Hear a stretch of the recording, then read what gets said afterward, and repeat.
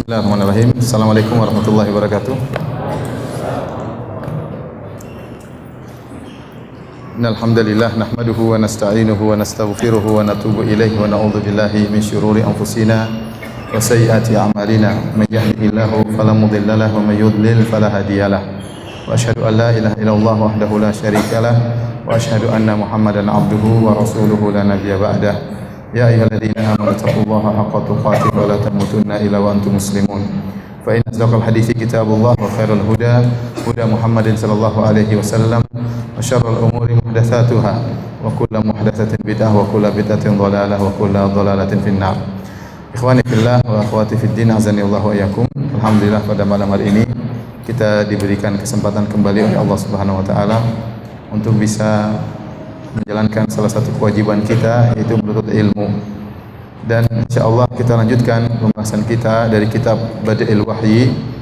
Pada pertemuan terakhir kita telah sampai pada hadis ketiga. Insyaallah pada malam hari ini kita akan selesaikan bab yang pertama ini agar pekan depan kita bisa masuk dalam babul iman, ya.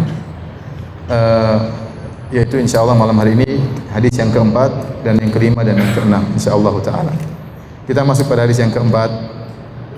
Qala Ibnu Syihab Az-Zuhri berkata, wa akhbarani Abu Salamah ibnu Abdurrahman, itu Ibnu Abdurrahman bin Auf, anna Jabir bin Abdullah Al-Ansari radhiyallahu anhu qala wa huwa yuhadditsu an fatratil wahyi.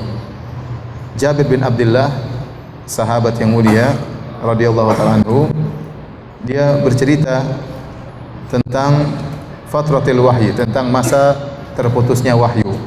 Telah kita sebutkan pada pertemuan lalu, Nabi SAW didatangi oleh malaikat Jibril, kemudian turunlah surat Al-Alaq, Iqra bismi rabbikal ladzi khalaq, khalaqal insana min 'alaq, dan seterusnya sampai 5 ayat.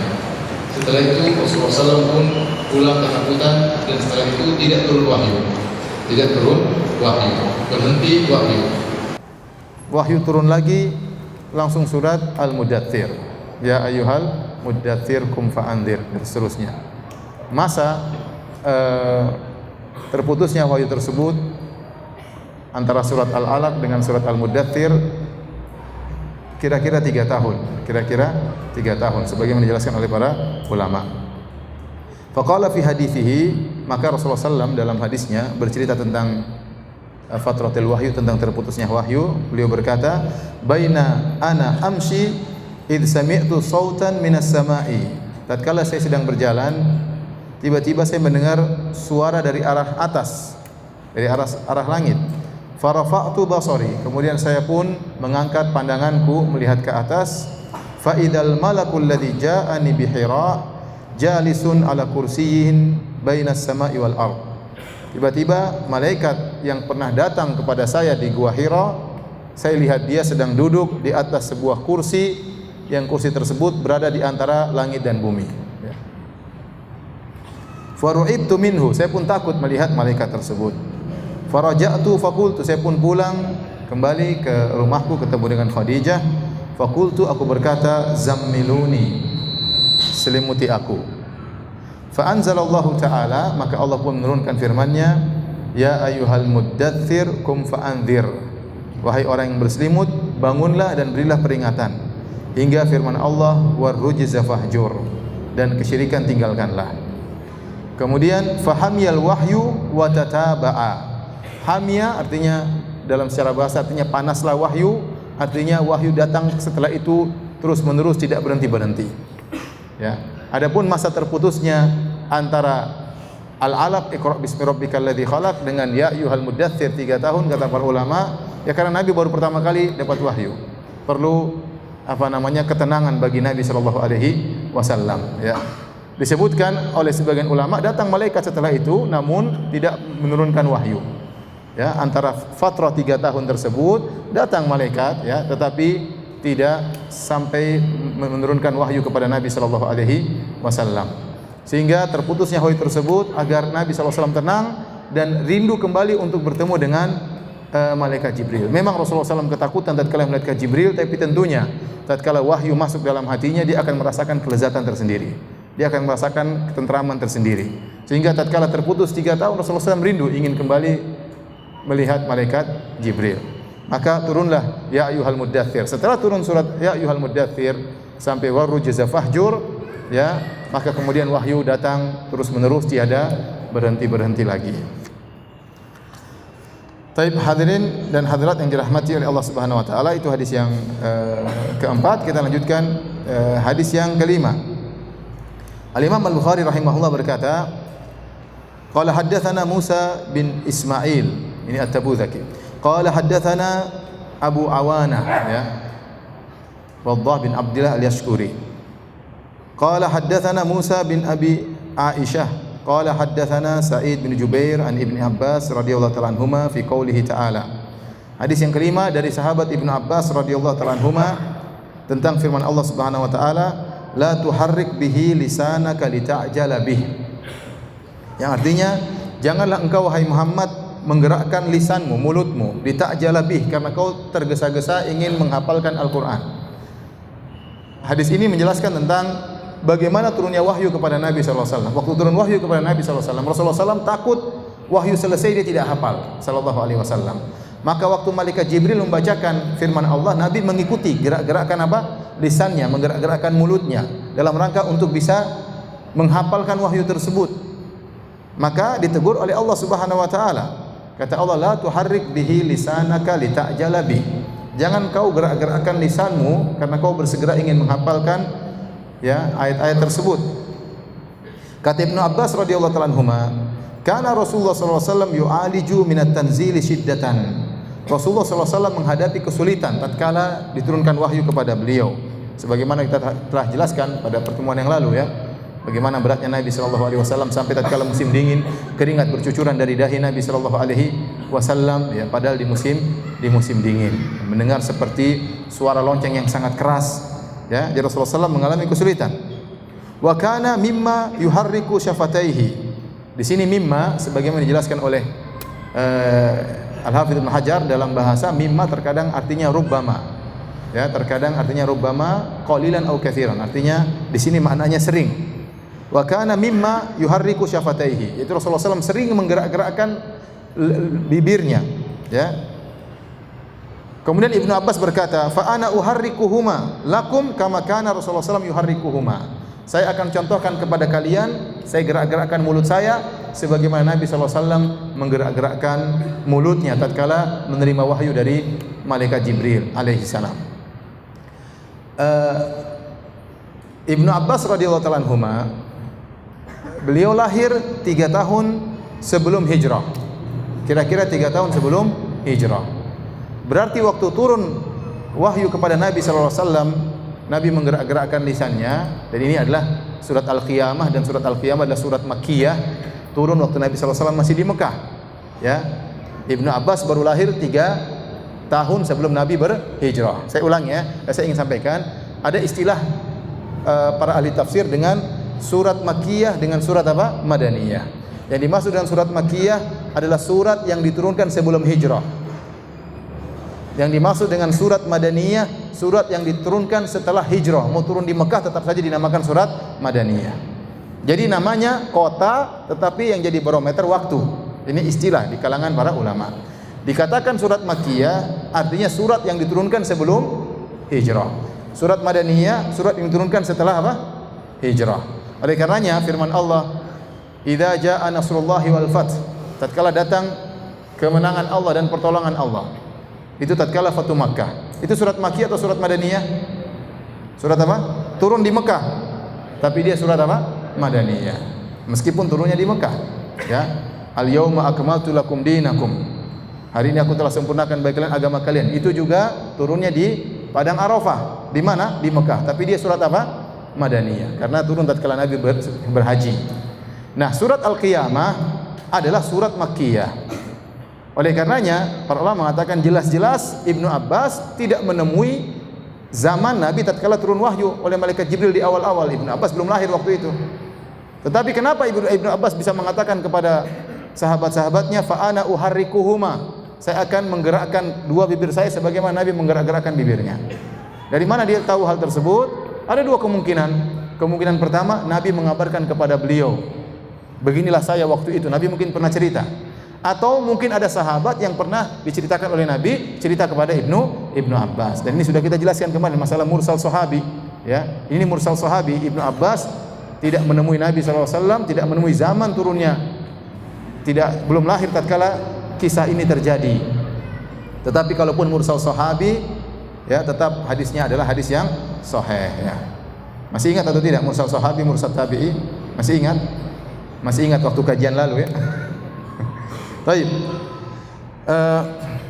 Kemudian sang perawi dari Ibnu Abbas, Sa'id bin Jubair berkata, "Ana uharrikuhuma kama ra'aitu Ibnu Abbas yuharrikuhuma." Sekarang saya pun akan menggerakkannya sebagaimana saya lihat Ibnu Abbas pernah menggerakkannya, ya. Jadi dia mencontohkan lagi. Faharraka syafataihi, maka Sa'id bin Jubair pun menggerak-gerakkan kedua bibirnya. Allah berfirman, Allah turunkan firman-Nya, la tuharrik bihi lisanaka lita'jala bih. Wahai Rasulullah, jangan kau gerak-gerakkan lisanmu, yaitu bibirmu, mulutmu, jangan kau gerak-gerakkan dalam rangka untuk segera menghafalkan Al-Qur'an. Inna alaina jam'ahu wa qur'ana, kami akan buat kau hafal dan kami akan buat kau mudah untuk membacanya. Jadi tidak usah, senang saja. Pokoknya dengar saja, malaikat Jibril sampaikan, sudah selesai, tiba-tiba Nabi menghafalkannya. Allah yang akan membuat Nabi menghafalkan ayat tersebut. Terkadang ayat turun panjang, ya. Terkadang ayat turun panjang, terkadang berayat-ayat turun banyak. Ya, maka sulit seorang sekali dengar langsung hafal, apalagi dalam kondisi ketakutan, dalam kondisi berat, bukan dalam kondisi santai. Dalam kondisi seperti mendengar suara yang kencang, ya. Dalam kondisi sampai musim dingin saya berkeringat. Makanya Allah mengatakan tidak perlu kau mengikuti bacaan malaikat Jibril, kami yang akan buat kau hafal dan kami akan buat kau mudah untuk membacanya. Qala jama'ahu laka sadruka, ya, jadi dadamu akan mudah menghafalkan bacaan tersebut. Wa taqra'ahu, dan kau akan bisa membacanya. Fa idza qara'nahu fattabi' qur'ana. Fa idza qara'nahu, kalau kami sudah bacakan, maka ikutilah bacaan tersebut. Kami di sini maksudnya malaikat Jibril. Allah berfirman, fa idza qara'nahu, kalau kami sudah selesai baca, fattabi' qur'ana, wahai engkau Muhammad, ikutilah bacaan tersebut. Kami di sini maksudnya siapa? Malaikat Jibril. Oleh karenanya dalam bahasa Arab, ya, nahnu, kami, terkadang maksudnya perwakilan kami. Ya, karena sebagian orang-orang kafir terkadang mereka sering bikin syubhat. Kata mereka, kalau kami memang tiga, Tuhan kami tiga, Tuhan Bapa, Tuhan Ibu, sama Tuhan Ibu bukan. Tuhan Bapa, Tuhan Anak, sama Ruhul Kudus, ya. Kalian juga umat Islam, katanya Tuhannya satu, tapi sering dalam Al-Quran kami. Ya. Kita katakan dalam bahasa Arab kami bisa berarti saya, meskipun saya sendiri, tapi dalam rangka pengagungan. Dalam bahasa Indonesia ada atau tidak? Dibilang kami, bukan berarti saya banyak orang, tidak, masih saya banyak orang. Saya bilang kami, maksud saya satu, tapi dalam rangka mengagungkan diri saya. Ya. Atau kami maksudnya anak buah kami. Contohnya bupati mengatakan kami yang telah bangun masjid itu, padahal bukan dia, padahal tukang yang bangunnya. Dia cuma kasih duit aja atau perintah-perintah. Nah, di antara pasukannya Allah adalah para malaikat Jibril. Ini bukti Allah mengatakan fa idza qara'nahu, kalau kami bacakan, bukan Allah yang baca langsung. Yang baca siapa? Malaikat Jibril. Oleh karenanya yang menganggap itu syubhat itu orang-orang tidak ngerti bahasa Arab. Seandainya kalimat nahnu, kami, itu pasti menunjukkan banyak, pasti sudah dijadikan dalil oleh Abu Jahal, Abu Lahab, dan abu-abu yang lainnya. Wahai Muhammad, katanya Tuhan Maha Esa, tapi kenapa Tuhan bilang kami? Namun Abu Lahab yang pakar bahasa Arab, Abu Jahal yang pakar bahasa Arab tidak pernah kasih syubhat ini. Kenapa? Karena mereka ngerti bahasa Arab. Nah, orang-orang kafir yang tidak ngerti bahasa Arab menjadikan ini syubhat karena bahlulnya mereka. Paham? Ya. Jadi fa idza qara'nahu fattabi' qur'ana, maksudnya malaikat Jibril yang baca, tapi Allah menggunakan pengungkapan dengan nahnu, kami, maksudnya malaikat Jibril. Kalau malaikat Jibril sudah selesai baca, maka ikutilah bacaannya wahai Muhammad. Ai fastami' lahu, dengarkanlah, wa ansit, ya, dan seriuslah mendengarkan. Tsumma inna alaina bayana, kemudian setelah itu kami yang akan memberikan penjelasannya kepada engkau. Tsumma inna alaina an naqra'ahu, ya, atas kami lah akan kami bacakan kepadamu. Fakana Rasulullah sallallahu alaihi wasallam ba'da dzalika idza atahu Jibril istama'a. Setelah ditegur oleh Allah Subhanahu wa taala, Maka setiap datang Jibril mendatangkan wahyu, Rasulullah SAW dengar dulu, tidak ditiru-tiru, tapi dengar dulu sampai selesai. Fa idzan talaqa Jibrilu, kalau Jibril sudah selesai dan pergi, qara'ahan Nabi sallallahu alaihi wasallam kama qara'ahu. Maka tiba-tiba Nabi sudah bisa membacakan sebagaimana tadi Jibril bacakan. Kenapa? Karena Allah yang menjamin Nabi untuk bisa menghafalkannya dan bisa membacanya. Ini hadis ini berkaitan tentang bagaimana permulaan turunnya wahyu. Ternyata waktu awal Rasulullah SAW belum pengalaman turunnya wahyu, Rasulullah SAW ingin segera menghafal. Ya. Kemudian ditegur oleh Allah, tidak usah kau seperti itu wahai Muhammad, kami akan buat engkau mudah untuk menghafalkannya. Baik, kita lanjutkan. Ikhwani fillah wa akhwati fid din, azani Allah wa iyyakum ya.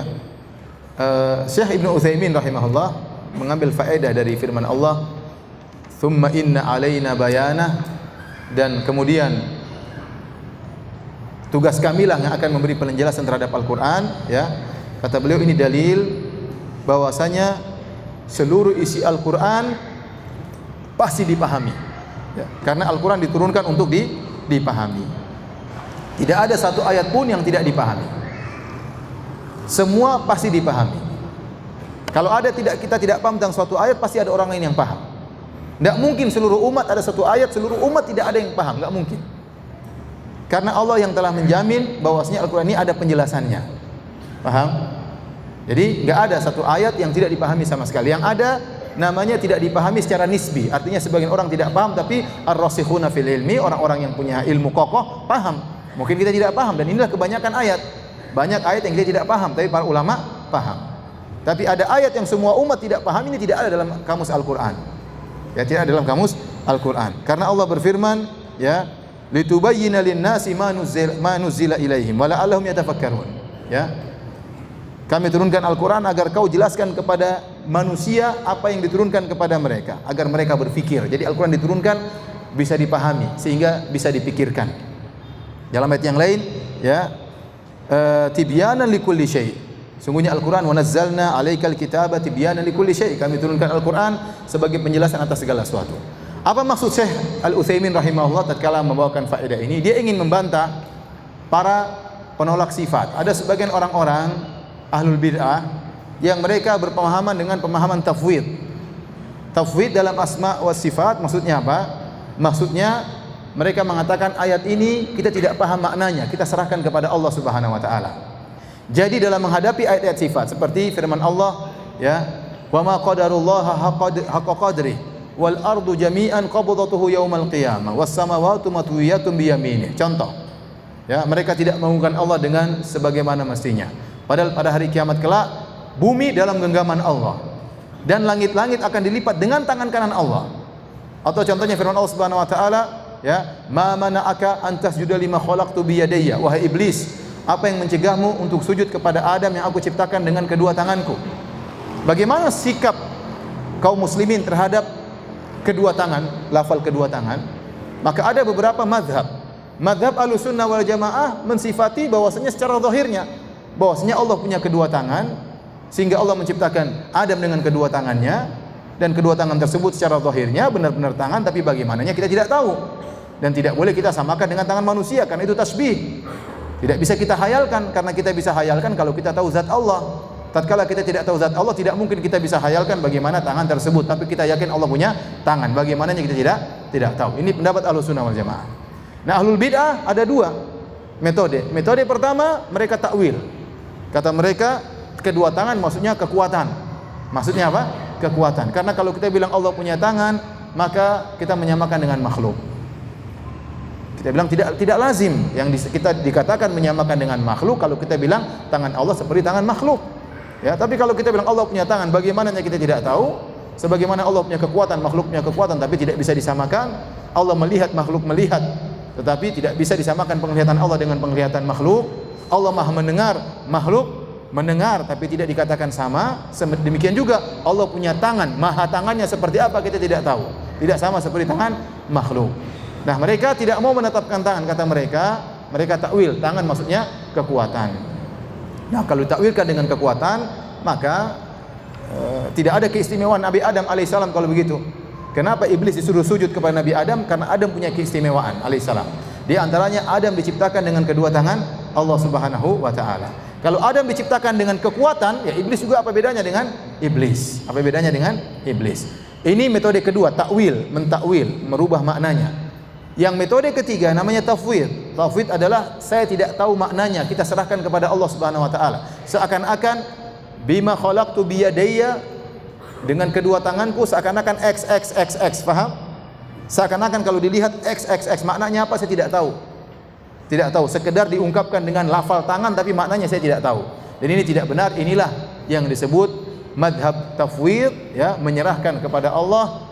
Namun ini tidak benar, dibantah oleh para ulama, di antaranya Ibnu Taimiyah rahimahullahu taala, karena Al-Qur'an turun dengan bahasa Arab dan orang paham makna-makna tersebut.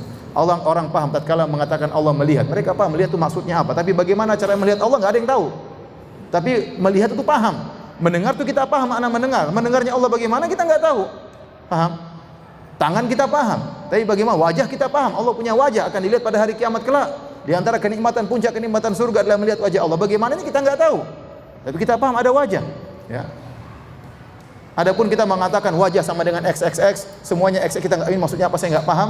Ini berarti seakan-akan Al-Qur'an ada kata-kata yang tidak dipahami. Dan ini apa namanya? Menjatuhkan kadar Al-Qur'an. Karena Allah telah menjamin dia akan menjelaskan segala sesuatu dalam apa? Al-Qur'an. Tsumma inna alaina bayanah. Kami yang akan menjelaskan isi Al-Qur'an. Taib. Hadirin dan hadirat yang dirahmati Allah Subhanahu wa taala, kita lanjutkan hadis yang ke-6. Ternyata ada 4 hadis ya. Ada hadis ke-6, ada hadis ke-7. Yang paling panjang hadis ke-7 nanti kita sampaikan insyaallah. Hadis yang ke-6, mohon maaf saya singkat-singkat aja ya, karena kalau mau satu-satu dipanjang-panjangin kapan selesainya ya. Mungkin saya meninggal belum selesai juga ya, atau antum duluan meninggal. Intinya kita sampaikan inti-intinya ya. Baik ya. Karena saya juga tidak ada waktu untuk menelaah buku-buku yang lain, saya tidak punya waktu, keterbatasan waktu dan keterbatasan ilmu. Kata Al-Imam Al-Bukhari, haddatsana Abdan qala akhbarana Abdullah qala akhbarana Yunus an Az-Zuhri, sama Ibnu Syihab Az-Zuhri. Tahwil qala haddatsana Bishr bin Muhammad qala akhbarana Abdullah qala akhbarana Yunus wa Ma'mar an Az-Zuhri, ya. Jadi kalau ada huruf H dalam Sahih Bukhari, tahwil maksudnya Imam Bukhari menyebutkan sanad, kemudian dia bilang H, dia ulangi lagi sanad yang lain. Paham? Dari jalur yang lain, jalur ini ketemu sampai di Zuhri, kemudian H, dia akan sebutkan jalur yang lain. Jalur yang lain an ketemu lagi di Zuhri, baru kemudian dia melanjutkan.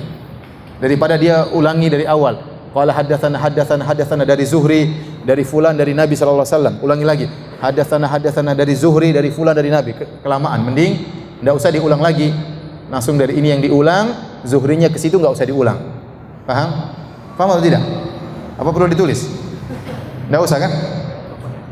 Paham ya? Paham atau tidak? Paham ya? Karena ini akan berulang-ulang dalam Sahih Al-Bukhari. Jadi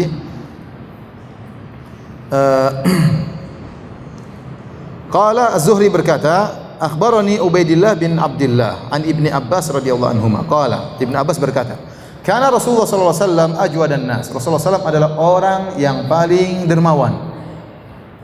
Wa kana ajwadu ma yakun fi Ramadan. Rasulullah sallallahu sangat dermawan lagi, puncak-puncaknya dermawan tatkala bulan Ramadan. Hina yalqahu Jibril, tatkala Jibril datang menemui Nabi sallallahu alaihi wasallam. Wa kana yalqahu fi kulli lailatin min Ramadan. Jibril turun kepada Nabi sallallahu alaihi wasallam tiap malam bulan Ramadan. Buat apa? Fayudarisuhul Quran, dalam rangka untuk mengajari Nabi Al-Quran. Sebagian ulama mengatakan seperti Ibnul Mulaqqin, dalam rangka untuk mengkokohkan hafalan Nabi sallallahu alaihi wasallam. Karena Rasulullah SAW manusia bisa lupa. Beliau pernah berkata, ya inni ansa kama tansaun, fa idza nasitu fadzakiruni. Saya lupa sebagaimana kalian lupa. Kalau saya lupa tolong ingatkan, kata Nabi sallallahu alaihi wasallam. Maka Jibril datang untuk mengajari Nabi sallallahu alaihi wasallam, mengkokohkan hafalan Nabi sallallahu alaihi wasallam. Ya, tatkala Jibril datang kepada Nabi sallallahu alaihi wasallam, Nabi lebih dermawan lagi. Kemudian kata Ibnu Abbas radhiyallahu anhuma, fala Rasulullah sallallahu alaihi wasallam ajwadu bil khair minar rihil mursalah. Sungguh Rasulullah SAW itu lebih cepat kedermawanannya daripada cepatnya angin yang berhembus. Cepatnya angin yang berhembus. Ini ingin menjelaskan bagaimana mudahnya atau sangat dermawannya Nabi sallallahu alaihi wasallam di bulan Ramadan. Taib hadirin yang dirahmati oleh Allah Subhanahu wa taala, hadis ini ya menjelaskan juga bagaimana proses terjaganya hafalan Nabi sallallahu alaihi wasallam. Ternyata setiap bulan Ramadan Jibril turun ngajari Nabi tiap malam. Bahkan di akhir hayat Nabi sallallahu alaihi wasallam ya Jibril turun 2 kali lebih banyak ya. Karena Rasulullah SAW menjelang meninggal dunia. Ini menunjukkan keutamaan bulan Ramadan. Dan kita tahu sedekah di bulan Ramadan pahalanya lebih banyak ya, sebagaimana ibadah-ibadah yang lainnya. Kenapa? Karena dilaksanakan di bulan suci. Dilaksanakan di bulan suci. Maka Nabi SAW di antara sebab-sebabnya beliau memperbanyak sedekah di bulan Ramadan, karena sedekah di bulan Ramadan pahalanya lebih besar. Kemudian juga sebagian ulama mengatakan karena di bulan Ramadan banyak orang yang berpuasa. Orang-orang butuh untuk sahur dan orang-orang butuh untuk berbuka. Maka dianjurkan untuk banyak bersedekah di bulan tersebut, membantu orang-orang untuk sahur, membantu orang-orang untuk berbuka. Dan saya ingatkan, yang perlu dibantu bukan cuma bukanya saja ya. Sahurnya juga perlu ya. Sahurnya juga perlu. Karena kebanyakan orang semangat untuk membantu waktu berbuka. Karena hadisnya ada, dapat pahala berpuasa. Sahur enggak ada hadisnya katanya. Enggak, tidak mungkin sempurna sana kecuali dengan yang ini ya. Ya tidak mungkin seorang bisa sempurna puasa kecuali dengan apa? Dengan dikasih sahur. Maka ma la yatimul wajibu illa bi fa huwa wajib. Ma la yatimul mustahab illa bi fa huwa mustahab. Tidak ada suatu yang mustahab itu bisa terlaksana kecuali dengan yang lainnya, maka yang lainnya juga adalah mustahab. Dan sahur itu dianjurkan ya, dianjurkan dalam hadis-hadis Nabi sallallahu alaihi wasallam. Kemudian juga dikatakan Nabi banyak bersedekah ya, karena Nabi ketemu dengan Jibril. Dan Jibril datang kepada Nabi, ini menyenangkan Nabi sallallahu alaihi wasallam. Tadi kita sebutkan Rasulullah SAW waktu 3 tahun terputuskan wahyu, beliau rindu untuk bertemu dengan Nabi dengan malaikat Jibril. Maka Jibril sering mendatangi Nabi sallallahu alaihi wasallam, belajar Al-Qur'an dengan Jibril alaihissalam, mudarasah Al-Qur'an. Ini membuat Nabi bersyukur. Dan di antara bentuk syukur beliau banyak bersedekah. Beliau banyak bersedekah. Kita bersyukur ya dengan ibadah kepada Allah Subhanahu wa taala. Di antara bentuk syukur kalau kita dapat kenikmatan, kita bersedekah, belikan makanan bagi fakir miskin, membantu orang-orang susah, di antara bentuk syukur kita kepada Allah Subhanahu wa taala. Demikian juga di antara sebab kenapa Nabi sallallahu alaihi wasallam banyak bersedekah di bulan Ramadan, karena pada bulan tersebut Rasulullah SAW banyak baca Al-Qur'an. Dan semakin orang baca Al-Qur'an, dia semakin ingat dengan hari akhirat. Semakin ingat dengan hari akhirat, maka semakin kecil dunia di matanya. Sehingga dia mudah untuk berinfak. Kenapa? Dia ingat terus baca Al-Quran, diingatkan terus tentang akhirat dan akhirat dan akhirat, sehingga dunia ringan bagi dia, sehingga dia mudah untuk berinfak di jalan Allah Subhanahu wa taala. Nabi SAW dikatakan dalam hadis ini, fala Rasulullah SAW ajwadu bil khair minar rihil mursalah. Sungguh Rasulullah SAW itu lebih cepat kebaikannya daripada angin yang berhembus ya. Kenapa digunakan istilah ar-rih al-mursalah? Kenapa? Karena angin yang berhembus itu cepat geraknya dan jangkauannya banyak, tiupannya meluas. Maka demikianlah kebaikan Nabi sallallahu alaihi wasallam. Kebaikan Nabi itu cepat dan Rasulullah SAW berikan kepada banyak orang. Ini adalah ungkapan dari Ibnu Abbas menjelaskan tentang bagaimana cepatnya Nabi bersedekah, dan Nabi bersedekah kepada banyak orang. Menunjukkan bagaimana dermawannya Rasulullah sallallahu alaihi wasallam. Bahkan Rasulullah SAW dikenal oleh para sahabat ya, bahwasanya la yus'alu syai'an illa a'tah. Rasulullah SAW kalau diminta sesuatu pasti kasih, enggak mungkin enggak kasih. Ini sifat Nabi SAW. Dan ini antara mukjizat akhlak Nabi SAW. Siapapun minta kepada Nabi, kalau Nabi punya pasti Nabi kasih. Dalam hadis Jabir berkata, "Masu ila Rasulullah SAW syai'an faqala la." Tidak pernah Rasulullah SAW diminta sesuatu kemudian Rasulullah SAW mengatakan enggak pernah. Kalau beliau punya pasti beliau kasih. Oleh karenanya tatkala dalam Sahih Al-Bukhari, tatkala ada seorang wanita melihat Nabi SAW memakai baju yang mungkin sudah lusuh, maka dia pun menghadiahkan kepada Nabi baju yang baru. Ya. Dia berikan baju tersebut untuk dipakai oleh Nabi. Kata sang perawi, fa akhadhaha an-nabiyyu sallallahu alaihi wasallam muhtajan ilaiha. Maka Nabi pun mengambil baju tersebut karena memerlukan baju tersebut. Maka Rasulullah SAW ini menerima hadiah bukan karena ingin menyenangkan saja, tapi Rasulullah SAW menerima hadiah tersebut karena kebetulan lagi butuh menggunakan baju tersebut. Maka Rasulullah SAW pakai baju tersebut. Setelah Rasulullah SAW pakai baju tersebut, tiba-tiba datang seorang sahabat minta kepada Nabi, "Ya Rasulullah, bajumu bagus, bagi dong sama saya." Rasulullah SAW, uksuniha, kata dia, "Ya Rasulullah, berikan baju itu kepada saya." Rasulullah SAW tidak pernah mengatakan apa? La, enggak pernah. Enak aja, ini baju saya baru pakai, belum ada 1 jam ente sudah minta. Nanti tahun depan ini saya kasih. Nah, itu kalau kita ya. Nabi SAW pakai dan dia perlu. Dia langsung buka baju tersebut dan dia kasih kepada sahabat tadi. Waktu Nabi SAW pergi, para sahabat yang lain yang lihat sahabat ini minta baju, mereka jengkel sama sahabat ini. "Kamu ini pintar sekali, sudah tahu Nabi itu la yus'alu syai'an faqala la." Kau tahu sifat Nabi, kalau diminta sesuatu enggak pernah bilang tidak, pasti kasih. Kau minta, ya pasti dikasih Nabi. Kata dia, "Saya tidak butuh baju tersebut, tapi saya berharap ya agar baju ini menjadi kafanku." Ternyata dia mencari berkah Nabi. Baju ini sudah pernah kena keringat Nabi sallallahu alaihi wasallam. Maka dia pun ingin dikafankan dengan baju tersebut. Kata sang perawi, "Fakanat kafanahu." Dan benar, akhirnya dia meninggal dikafankan dengan baju yang pernah terkena kulit Nabi sallallahu alaihi wasallam. Jadi maksud saya Rasulullah SAW ya kalau sudah kasih sesuatu tidak pernah pelit-pelit ya. Dalam hadis apa? Ya, ada seorang datang kepada Nabi sallallahu alaihi wasallam, fasa'ala Nabi sallallahu alaihi wasallam ghanaman baina jabalain. Dia minta kepada Nabi kambing di antara 2 gunung. Jadi kambing sepenuh lembah dia minta kambing-kambing tersebut. Maka Rasulullah SAW fa'atahu ghanaman baina jabalain, dalam Sahih Muslim. Maka Rasulullah SAW berikan dia kambing yang banyak. Ini istilah dalam bahasa Arab bainal jabalain, artinya kambing di antara 2 gunung, maksudnya 1 lembah isinya kambing, maksudnya jumlah yang banyak. Maka orang ini masuk Islam, kemudian dia pulang ke kampungnya, dia mengatakan, "Ya qaumi aslimu fa inna Muhammadan a'ta ma lam yakhshal faqa." Wahai kaumku, masuklah Islam kalian. Ingin dapat kambing seperti saya, masuk Islam. Karena Muhammad itu kalau sudah kasih tidak pernah takut miskin. Kalau kita takut miskin enggak? Ragu-ragu, jangan kurang, hitung-hitung. Rasulullah SAW enggak pernah hitung-hitung. Kasih saja, ya. Itulah sifat Nabi sallallahu alaihi wasallam, dan itu mukjizat akhlak Nabi sallallahu alaihi wasallam. Dan beliau dermawan, lebih dermawan lagi tatkala di bulan Ramadan karena pahala dilipat gandakan. Taib hadirin yang dirahmati Allah Subhanahu wa taala, kesannya pada hadis yang terakhir, hadis yang ke-7 dalam bab Bada'il Wahyi, ya.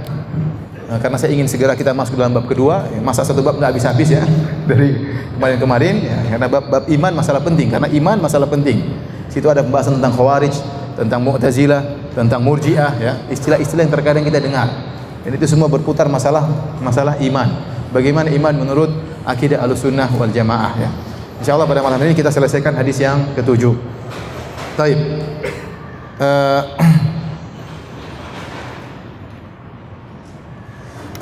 Di antara faedah dari hadis ini disampaikan oleh Imam Nawawi rahimahullahu taala ya. Saya bacakan ya. Nawawi berkata rahimahullah, wa fil hadis fawaid. Dalam hadis ini ada faedah-faedah. Minha al-hathu 'alal jud fi kulli waqtin. Di antaranya anjuran untuk dermawan setiap waktu. Ya. Wa minha az-ziyadatu fi Ramadan wa indal ijtima' bi ahli shalah. Dan bertambah lagi dermawan tatkala di bulan Ramadan atau tatkala bertemu dengan orang-orang yang saleh. Karena Nabi SAW waktu bertemu dengan Jibril dia semakin apa? Dermawan. Makanya Ibnu Abbas mengatakan hina yalqahu Jibril wa kana ajwadu ma yakun fi Ramadan hina yalqahu Jibril. Rasulullah SAW sangat dermawan di bulan Ramadan kapan? Tatkala bertemu dengan malaikat Jibril. Maka seorang kalau bertemu dengan orang-orang saleh ya, maka hendaknya dia lebih dermawan lagi. Kemudian wa tikraru dzalika idza kana al-mazur la yakrahuhu. Dan hendaknya sering kita mengunjungi orang saleh kalau memang yang dikunjungi tidak terganggu ya. Ingat ya, kalau tidak apa? Terganggu. Kalau terganggu jangan cari masalah ya. Mungkin dia sibuk, ada ustaz kita ingin kunjungi ya. Ya, lihat ustaz sibuk atau tidak ya. Kalau ustaz sibuk ya kita pilih waktu yang tepat ya, janjian terlebih dahulu. Kasihan ustaz juga butuh waktu untuk keluarganya, untuk yang lain-lainnya. Kemudian istihbab al-iktsar min al-qira'ah fi Ramadan. Disunahkan untuk banyak baca Al-Qur'an tatkala di bulan Ramadan. Wa kaunuha afdhala min sa'iril azkar. Dan baca Al-Qur'an lebih afdal daripada zikir-zikir yang lain di bulan Ramadan. Lebih afdal. Zikir-zikir lain banyak, subhanallah, alhamdulillah, Allahu akbar. Tapi yang paling afdal di bulan Ramadan adalah baca Al-Qur'an. Oleh karena disebutkan oleh Imam Malik rahimahullahu taala, kalau tiba bulan Ramadan dia berhenti dari majelis hadisnya. Maka dia pun baca apa? Al-Qur'an. Baik. Kita bacakan hadis yang ketujuh. Al-Imam Al-Bukhari berkata, qala haddatsana Abu Yaman Al-Hakam bin Nafi' qala akhbarana Syu'aib an Az-Zuhri qala akhbarani Ubaidillah bin Abdullah bin Utbah bin Mas'ud anna Abdullah bin Abbas radhiyallahu anhu akhbarahu. Ini hadis dari Ibnu Abbas. Ibnu Abbas meriwayatkan dari Abu Sufyan. Kata Ibnu Abbas, anna Abu Sufyana Ibn Harbin akhbarahu, bahwasanya Abu Sufyan mengabarkan kepadaku. Ini dalil para sahabat meriwayatkan hadis dari sahabat yang lain. Paham? Oleh karenanya sebagian orang-orang Syiah mereka mencela Abu Hurairah. Kata mereka Abu Hurairah cuma bertemu dengan Nabi 3 tahun, bagaimana riwayat hadisnya sangat banyak. Ya, di antara bantahannya banyak bantahannya. Di antaranya bantahannya Rasulullah SAW mendoakan Abu Hurairah agar hafalannya tidak lupa. Yang kedua, Abu Hurairah benar-benar untuk ilmu sampai kelaparan, sementara sebagian sahabat ke pasar berdagang, Abu Hurairah tidak berdagang, tidak ke pasar, dia nuntut ilmu terus selama 3 tahun tersebut. Di antara Abu Hurairah kenal banyak riwayatnya karena dia tidak hanya meriwayatkan dari Nabi, tapi dia meriwayatkan juga dari sahabat-sahabat yang lain. Karena sama sahabat saling meriwayatkan. Di antara buktinya Ibnu Abbas meriwayatkan dari siapa? Dari Abu Sufyan. Kemudian di antara sebabnya yang lain, Abu Hurairah mengkhususkan waktu untuk majelis tahdits, untuk membuka majelis menyampaikan hadis-hadis Nabi SAW. Berbeda dengan Abu Bakar. Abu Bakar menguasai banyak hadis, tapi dia sibuk memimpin negara. Banyak orang murtad di zaman Abu Bakar, banyak orang tidak bayar zakat. Maka dia tersibukkan untuk, setelah wafatnya Nabi SAW, tersibukkan untuk memperbaiki stabilitas politik, stabilitas keamanan negara tatkala itu. Kemudian Umar juga tersibukkan dengan kepemimpinan negara. Adapun Abu Hurairah diberikan umur panjang dan dia punya majelis di Masjid Nabawi sehingga banyak hadis-hadis yang dia bisa dia sampaikan. Di antara sebab hadisnya banyak dia riwayatkan, ternyata dia juga meriwayatkan dari sahabat-sahabat yang lain. Taib. Abu Sufyan bin Harb, ya. Ini cerita Abu Sufyan. Abu Sufyan pernah ketemu dengan Heraklius. Kapan? Pada tahun 6 Hijriah. Tahun 6 Hijriah. Dan Abu Sufyan nantinya menjadi mertua Nabi. Rasulullah SAW di antara istri-istri Nabi ada yang namanya Ramlah, ya, bintu Abu Sufyan, Ummu Habibah. Ramlah bintu Abu Sufyan, saudaranya Muawiyah bin Abi Sufyan. Menikah dengan Nabi SAW kalau tidak salah tahun 7 Hijriah. Jadi Abu Sufyan nanti menjadi mertua siapa? Nabi SAW. Dan ini di antara siasat Nabi SAW, ya. Menikahi pembesar anak putrinya seorang pembesar, dan Abu Sufyan nanti masuk Islam pada tahun 8 Hijriah. Dia memusuhi Nabi, sementara putrinya dia, istrinya siapa? Nabi SAW. Dia antara siasat Nabi. Adapun Abu Sufyan, ya, saya bacakan biografinya singkat. Namanya Sakhar bin Harb bin Umayyah bin Abdi Syams bin Abdi Manaf bin Qusay. Ini Sakhar bin Harb bin Umayyah bin Abdi Syams bin Abdi Manaf bin Qusay. Jadi dia bertemu dengan nasabnya Nabi di Abdu Manaf. Rasulullah SAW bernama Muhammad bin Abdullah bin Abdul Muttalib bin Hashim bin Abdi Manaf bin Qusay bin Kilab dan seterusnya. Jadi ketemunya di kakek keempat, Muhammad bapak keempat, Muhammad bin Abdullah, kemudian bin Abdul Muttalib, kemudian bin Hisham, kemudian bin Abdi Manaf. Bapak yang keempat, kakek yang keempat, bapak yang keempat. Adapun Abu Sufyan, Sakhar bin Harb bin Umayyah bin Abdi Syams bin Abdi Manaf. Ketemunya di Abdu Manaf. Sama-sama Quraisy.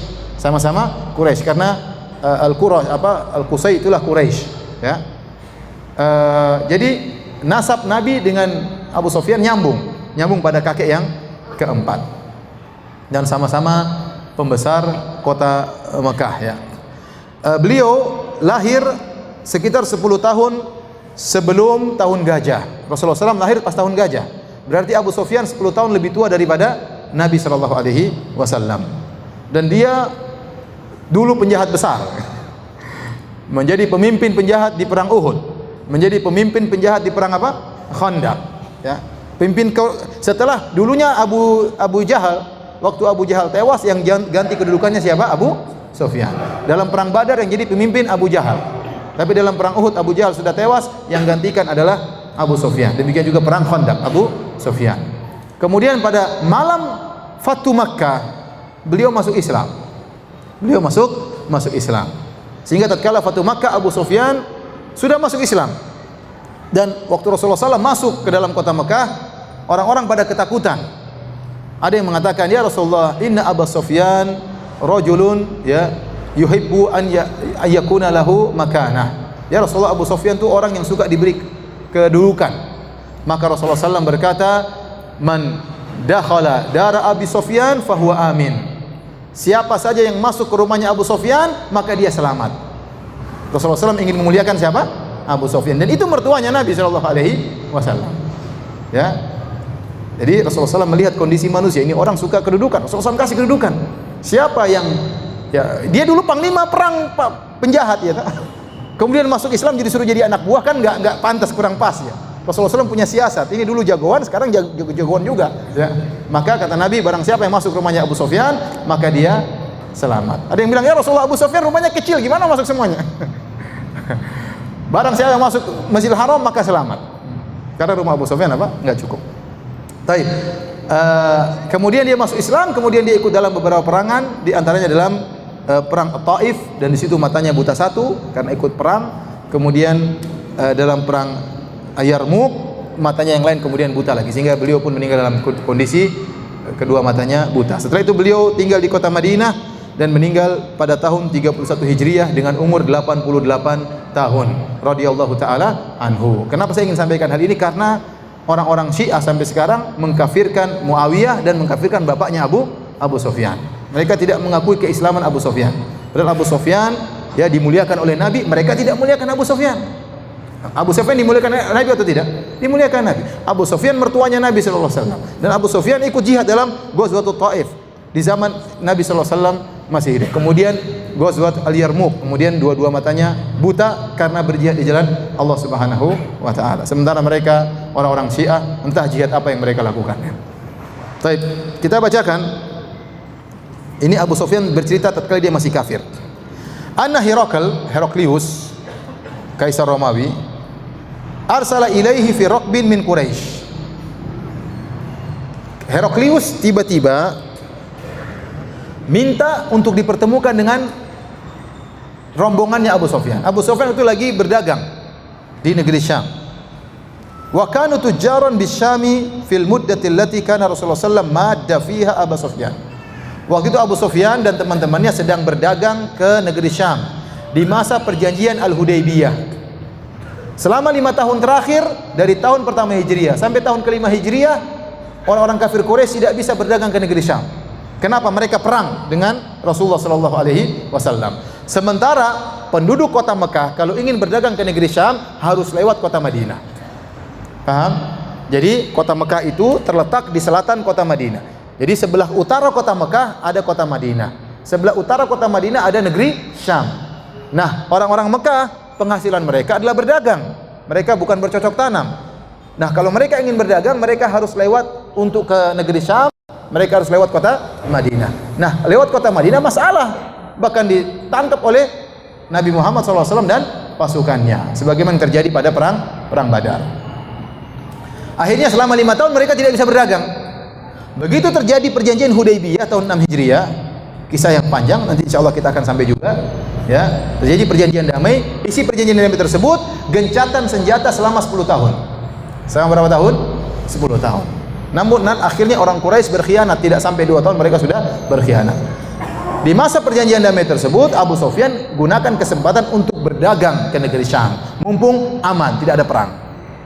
Disebutkan dalam riwayat, waktu dia hendak pergi, seluruh penduduk kota Mekah titipkan barang dagangan. Tolong bawa, karena sudah 5 tahun tidak pernah berdagang. Semua barang-barang, kata dia, seluruh laki-laki, wanita yang punya barang-barang titip ke saya. Maka dia pun pergi berdagang ke negeri Syam. Sampai di negeri Syam, ternyata Heraklius lagi nyari dia. Nyari ada enggak orang-orang Arab yang sedang ke sini. Ternyata ada Abu Sufyan dan teman-temannya. Fa'atauhu wahum bi Ilya. Dan akhirnya mereka menemui Heraklius. Waktu itu Heraklius dan mereka sedang berada di Ilya. Ilya itu Baitul Maqdis. Baitul Maqdis ya. Atau Baitul Muqaddas. Fada'ahum fi majlisihi wa haulahu udhama'ur Rum. Maka Heraklius pun mengundang Abu Sufyan, dan di sekeliling Heraklius ada pembesar-pembesar Romawi.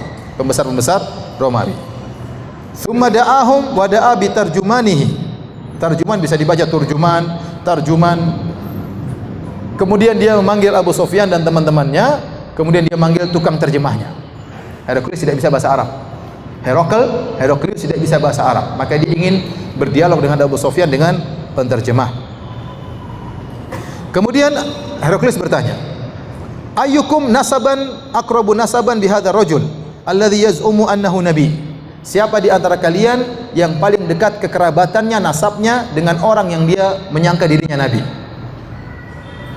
Abu Sufyan berkata, ana aqrabuhum nasaban. Aku adalah orang yang paling dekat nasabnya. Jadi sudah kita jelaskan. Abu Sufyan sama Nabi ketemu di kakek yang nomor berapa? Nomor 4. Coba ulangi, Abu Sufyan namanya siapa? Hah? Antum kayak Imam Bukhari, gak pernah nyatat ya. Siapa? Sakhar bin Harb bin Umayyah bin Abdi Syams bin Abdi Manaf. Ya, ketemu di kakek Nabi nomor 4. Jadi yang paling dekat nasabnya adalah Abu Sufyan. Faqala, kata Heraklius, adnuhu minni wa qarribu ashabahu faj'aluhum inda dhahrihi. Dekatkan Abu Sufyan kepadaku, jadikan teman-temannya di belakang dia. Jadi Abu Sufyan lihat Heraklius, di belakangnya siapa? Teman-temannya. Jadi Abu Sufyan enggak lihat teman-temannya. Abu Sufyan cuma lihat siapa? Heraklius. Teman-temannya Abu Sufyan, kafir-kafir yang lain, musyrikin yang lain di belakang Abu Sufyan. Tujuannya apa? Tsumma qala li tarjumanihi. Kemudian Heraklius berkata kepada penerjemahnya, qul lahum inni sa'ilun hadza an hadzal rajul. Sampaikan kepada teman-temannya Abu Sufyan, saya akan bertanya kepada Abu Sufyan tentang Muhammad. Fa in kadzabani fakadzibuhu. Kalau dia bohong, bilang dia bohong. Ya. Jadi Abu Sufyan tidak lihat. Kalau dia bohong, teman-teman belakang gini, bunuh saja. Mungkin ya, artinya bohong. Jadi pokoknya yang dia hadapi Heraklius, teman-temannya di belakang. Kalau siap bohong, teman-temannya kasih tahu ini bohong.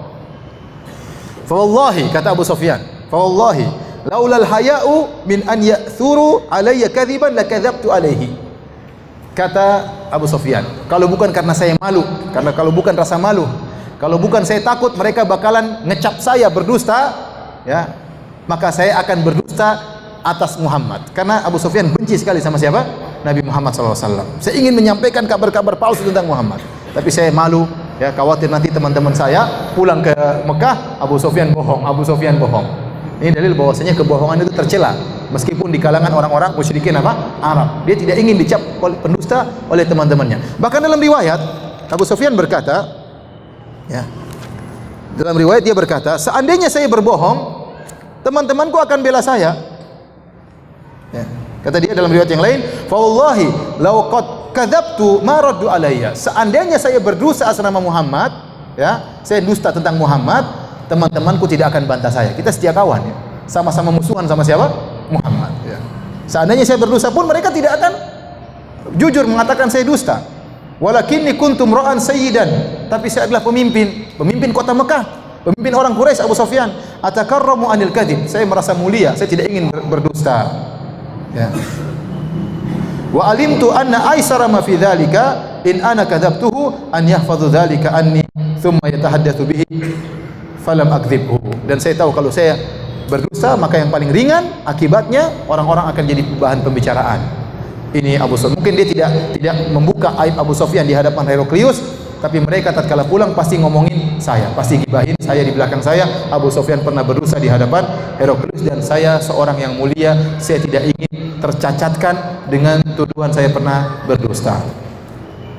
Baik. Kemudian mulailah terjadi dialog.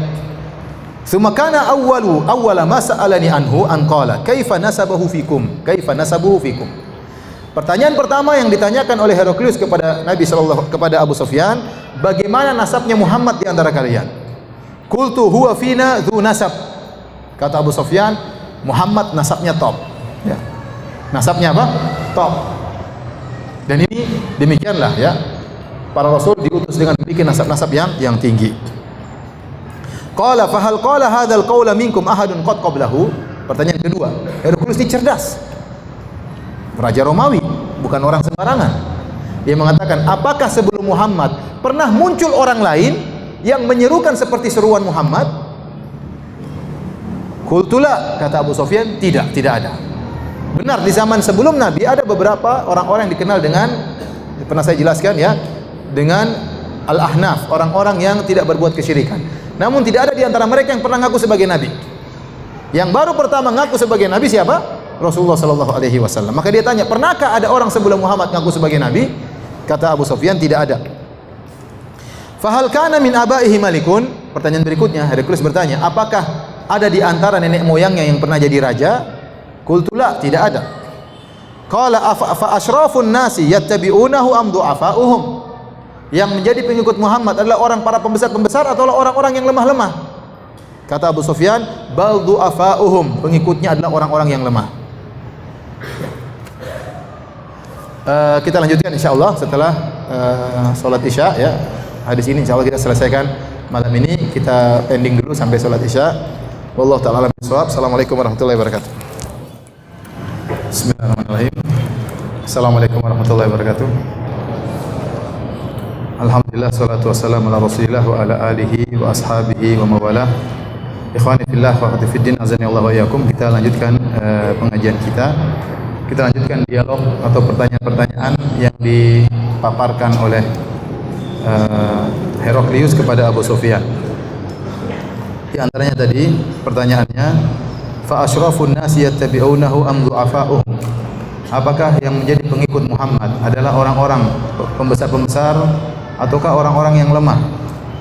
Faqultu bal du'afa'uhum. Maka kata Abu Sufyan, aku berkata, yang mengikuti Muhammad adalah orang-orang yang lemah. Qala ayaziduna am yanqusun? Pertanyaan berikutnya, apakah pengikutnya semakin bertambah ataukah berkurang? Qultu bal yazidun. Pengikutnya semakin bertambah. Aku berkata, kata Abu Sufyan, pengikutnya semakin bertambah. Heraklius bertanya lagi, fa hal yartaddu ahadun minhum sukhtatan lidinihi ba'da an yadkhula fihi? Apakah ada seorang dari mereka pengikutnya yang pernah murtad setelah masuk Islam kemudian murtad karena benci dengan ajaran Islam, dengan ajarannya para sahabatnya ada yang murtadkah? Qultu la, kata Abu Sufyan, tidak ada. Qala fa hal kuntum tattahimunahu bil kadzib qabla an yaqula maqal? Apakah kalian pernah menuduhnya berdusta sebelum dia mengaku sebagai nabi? Qultu la, kami tidak pernah mendapati dia berdusta. Fa hal yaqdiru? Apakah dia pernah berkhianat, mengkhianati janji? Qultu la, kata Abu Sufyan, dia tidak pernah mengkhianati janji. Wa nahnu minhu fi muddatin la nadri ma huwa fa'ilun fiha. Namun kita sekarang sedang dalam perjanjian perdamaian dengan dia. Saya tidak tahu apa yang bisa dia lakukan nanti. Qala, kata Abu Sufyan, walam tumkinni kalimatun udkhilu fiha syai'an ghairu hadhil kalimah. Abu Sufyan berusaha mencari celah untuk menjatuhkan Nabi. Tapi tidak ada celah. Semua jawabannya pertanyaan Heraklius, pertanyaan Heraklius memang cerdas, pertanyaan yang cerdas. Jadi dia ingin tanya iya atau tidak gitu aja. Pertanyaannya, apakah Muhammad pernah mengkhianati janji? Kata Abu Sufyan, tidak. Tapi dia ingin menjatuhkan Muhammad. Tapi sekarang saya tidak tahu, kita sedang dalam perjanjian. Sekarang kan dia berkata, mungkin bisa jadi dia akan mengkhianati perjanjian kita. Kata dia, saya tidak punya celah untuk menjatuhkan Muhammad kecuali ini, menimbulkan keraguan. Memang dia tidak pernah melanggar janji, tetapi tidak tahu perjanjian kita sekarang. Itu saja yang buat dia bisa mencari celah untuk menjatuhkan Nabi. Qala fahal qataltumuh? Apakah kalian pernah berperang dengannya? Qultu na'am, kata Abu Sufyan, iya. Qala kaifa kana qitalukum iyyahu? Bagaimana peperangan kalian melawan Muhammad? Aku berkata, al-harbu bainana wa bainahu sijal. Peperangan antara kami dengan mereka sijal, antara kami dengan Muhammad sijal. Sijal itu terkadang kami menang, terkadang mereka kalah. Ya, karena yanalu minna wa nanalu minhu. Terkadang dia yang menang, terkadang kami yang menang. Para sahabat menang dalam perang Badar, namun dalam perang Uhud mereka kalah. Perang Khandaq tidak terjadi peperangan. Kaum musyrikin pulang. Qultu qala madza ya'murukum? Apa yang diperintahkan oleh Muhammad kepada kalian? Qultu yaqulu u'budullaha wahdahu la tusyriku bihi syai'a watruku ma yaqulu aba'ukum. Aku berkata, Muhammad berkata, sembahlah Allah saja dan jauhilah kesyirikan apapun. Watruku ma yaqulu aba'ukum, dan tinggalkanlah perkataan nenek moyang kalian. Wa ya'muruna bis salati was sidqi wal afafi wasilah. Dan Muhammad memerintahkan kami untuk salat, untuk jujur, untuk memiliki harga diri dan untuk menyambung silaturahmi. Jadi antum perhatikan di sini, ini faedah yang luar biasa. Sekarang Heraklius bertanya kepada Abu Sufyan tentang intisari dakwah Muhammad. Yang ditanya musuh, apa sih yang musuhnya sering dengar dari Muhammad? Abu Sufyan jadi musuh tatkala itu. Ternyata yang dikenal dari dakwah Nabi Muhammad dua, dakwah tauhid dan dakwah akhlak. Qala ubudullaha wa la tusyriku bi syai'a wa atruku ma qala abaukum. Sembahlah Allah saja, tinggalkan kesyirikan, tinggalkanlah perkataan nenek moyang kalian, sumpah dengan nama selain Allah dan lafal-lafal kesyirikan yang lainnya. Kemudian yang kedua, wa kana ya'muruna bis salat was sidqi wal afafa was silah. Kami disuruh jujur, disuruh berakhlak mulia, disuruh menyambung silaturahmi. Jadi harusnya inti dakwah Ahlus Sunnah seperti itu harusnya. Dikenal dengan mendakwakan tauhid dan dikenal dengan mendakwakan apa? Akhlak. Harusnya dakwah kita dikenal seperti itu. Kalau ternyata dakwah kita belum dikenal dengan dua perkara ini, berarti masih ada yang kurang dalam penyajiannya. Berarti konsentrasinya belum benar. Ya, kita dakwah tentang fikih, dakwah tentang yang lain. Tapi yang penting itu akidah dan akhlak. Akidah dan akhlak. Kalau dakwah Ahlus Sunnah dikenal dengan dakwah Salafiyah dikenal dengan akidah, itu sudah benar sekarang. Tapi masalah dakwah tentang akhlak ini masih kurang. Maka perlu konsentrasi juga tentang masalah akhlak agar tergabungkan antara akidah dan akhlak. Faqala liturjuman, maka Heraklius berkata kepada penerjemahnya, qul lahu, sampaikan kepada Abu Sufyan, apa sebab pertanyaan saya?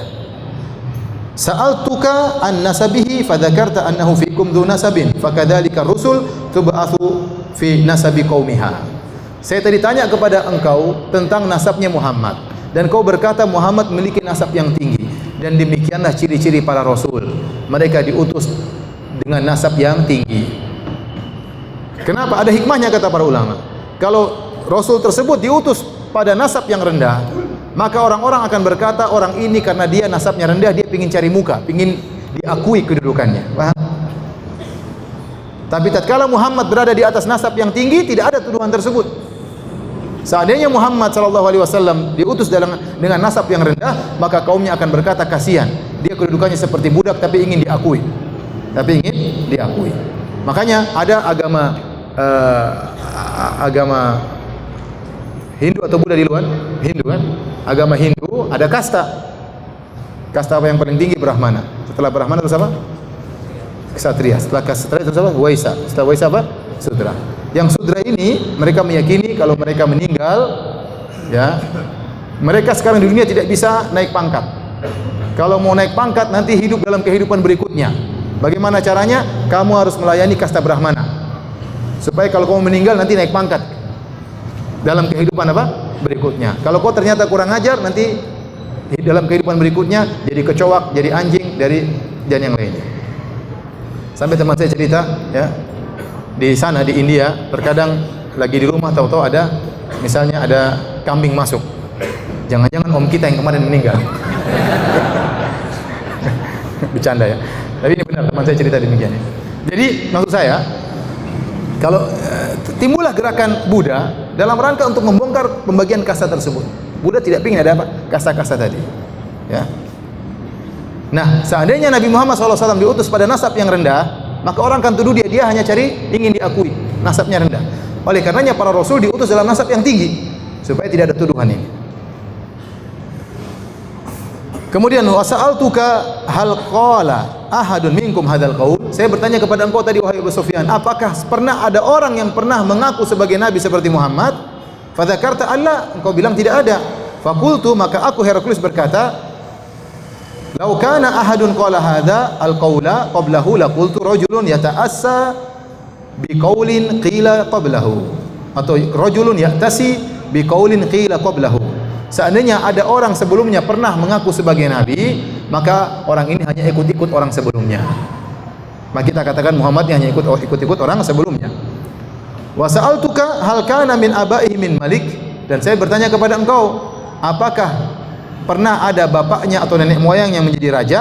Fadzakarta an la, kau bilang tidak ada yang pernah jadi raja. Memang kakek Nabi seorang mulia, ya, tetapi dia bukan raja, ya, dia bukan raja. Qultu, aku mengatakan, dan engkau mengatakan tidak ada kakeknya yang pernah jadi raja. Qultu, aku berkata, falau kana min abaihi min malikin qultu rajulun yatlubu mulka abihi. Seandainya bapaknya atau nenek moyangnya pernah jadi raja, maka orang ini ngaku-ngaku sebagai nabi untuk merebut kembali kekuasaan nenek moyangnya. Wa sa'altuka hal kuntum tattahimunahu bil kadzib qabla an yaqula maqal, dan aku bertanya kepada engkau, apakah kalian pernah menuduhnya berdusta sebelum dia ngaku sebagai nabi? Fadzakarta an la, dan kau mengatakan tidak pernah dia berdusta. faqad a'rifu annahu lam yakun liyadharul kadhiba 'alan nas fa yakdzibu 'ala Allah wa yakdzibu 'ala Allah. Dan saya tahu tidak mungkin orang ini mensucikan diri dari dusta atas nama manusia saja tidak mau, apalagi dusta terhadap Allah. Berdusta atas nama manusia saja dia tidak mau, apalagi dia berdusta atas nama Allah Subhanahu wa taala. Wa sa'altuka asyrafun nasi tabauhu am du'afa'uhum. Aku bertanya kepada engkau juga, apakah pengikutnya orang-orang pembesar-pembesar atau orang-orang lemah? Fa dzakarta anna du'afa'uhum ittaba'uhu, dan kau telah mengatakan pengikutnya ada orang-orang lemah. Wa hum atba'ur rusul, demikianlah para pengikut para rasul. Orang kaya biasanya sombong, orang-orang yang memiliki kedudukan pejabat biasanya angkuh, ya. Orang miskin mudah menerima. Dan demikianlah pengikut para rasul. Bukan berarti tidak ada pengikut Nabi yang nasabnya tinggi, banyak yang nasabnya tinggi. Abu Bakar, Umar, Utsman, Ali, itu nasabnya tinggi-tinggi semuanya. Tetapi kebanyakannya adalah orang-orang yang bukan bernasab tinggi. Wa sa'altuka ayaziduna am yanqusun, dan saya bertanya kepada engkau, apakah pengikutnya bertambah atau berkurang? Fa dzakarta annahum yazidun, dan kau berkata pengikutnya bertambah. Wa kadzalika amrul iman hatta yatimma, demikianlah keimanan. Perkara keimanan akan terus bertambah sampai sempurna. Wa sa'altuka ayartaddu ahadun sukhtatan lidinihi ba'da an yadkhula fihi, apakah ada pengikutnya yang pernah murtad gara-gara benci kepada Islam setelah masuk Islam?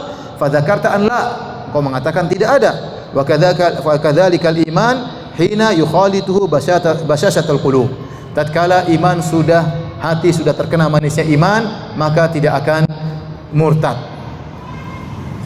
Dan ini dijadikan dalil oleh para ulama, sering disebutkan dalam buku-buku sirah bahwasanya Ubaidillah bin Jahshin meninggal di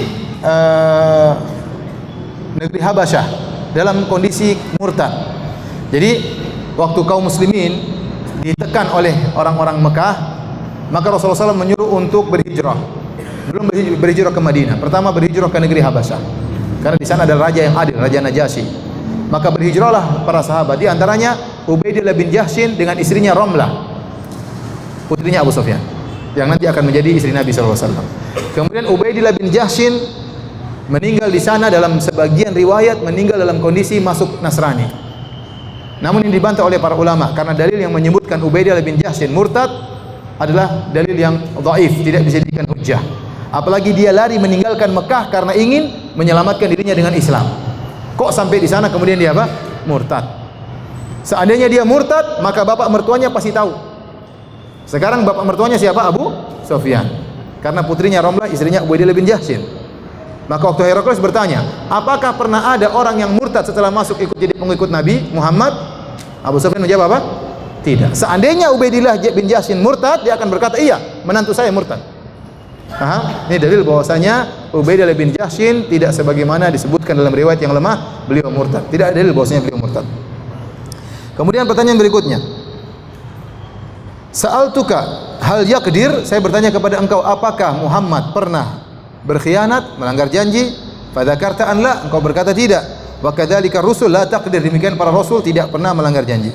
Sa'altuka bimadza ya'murukum, aku bertanya kepada kalian, apa yang dia perintahkan? Fa dzakarta annahu ya'murukum an ta'budullaha wa la tusyriku bihi syai'a, dan kau menjelaskan bahwasanya Muhammad memerintahkan kalian untuk beribadah kepada Allah dan tidak berbuat syirik sama sekali.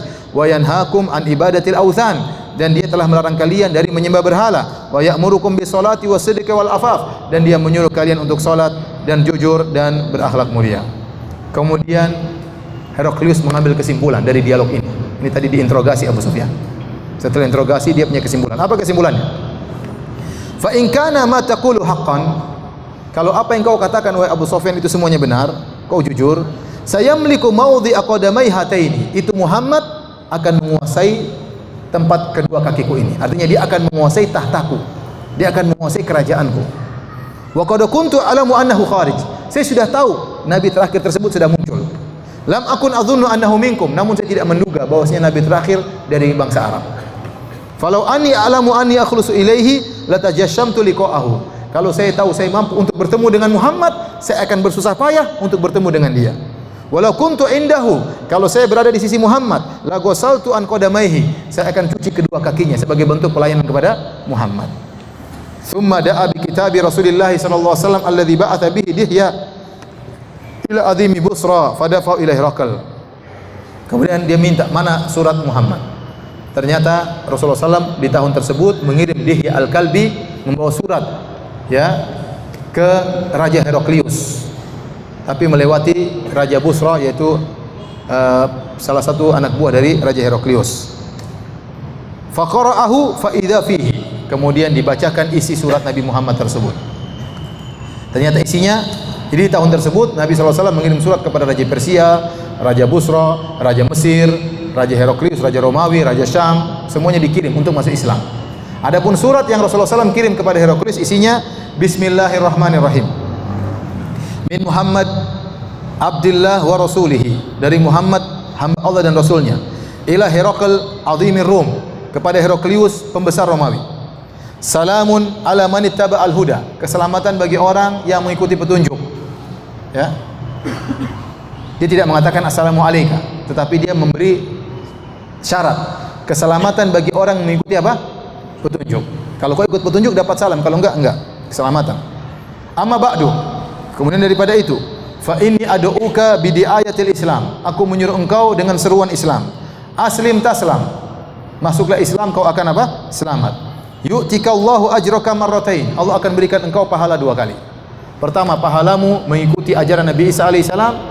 Yang kedua, pahala kau ikut mengikuti ajaranku, kau dapat 2 pajak pahala. Atau dalam tafsiran sebagian ulama, kau akan dapat 2 pahala. Pertama, pahalamu masuk Islam, dan pahala anak buahmu masuk Islam.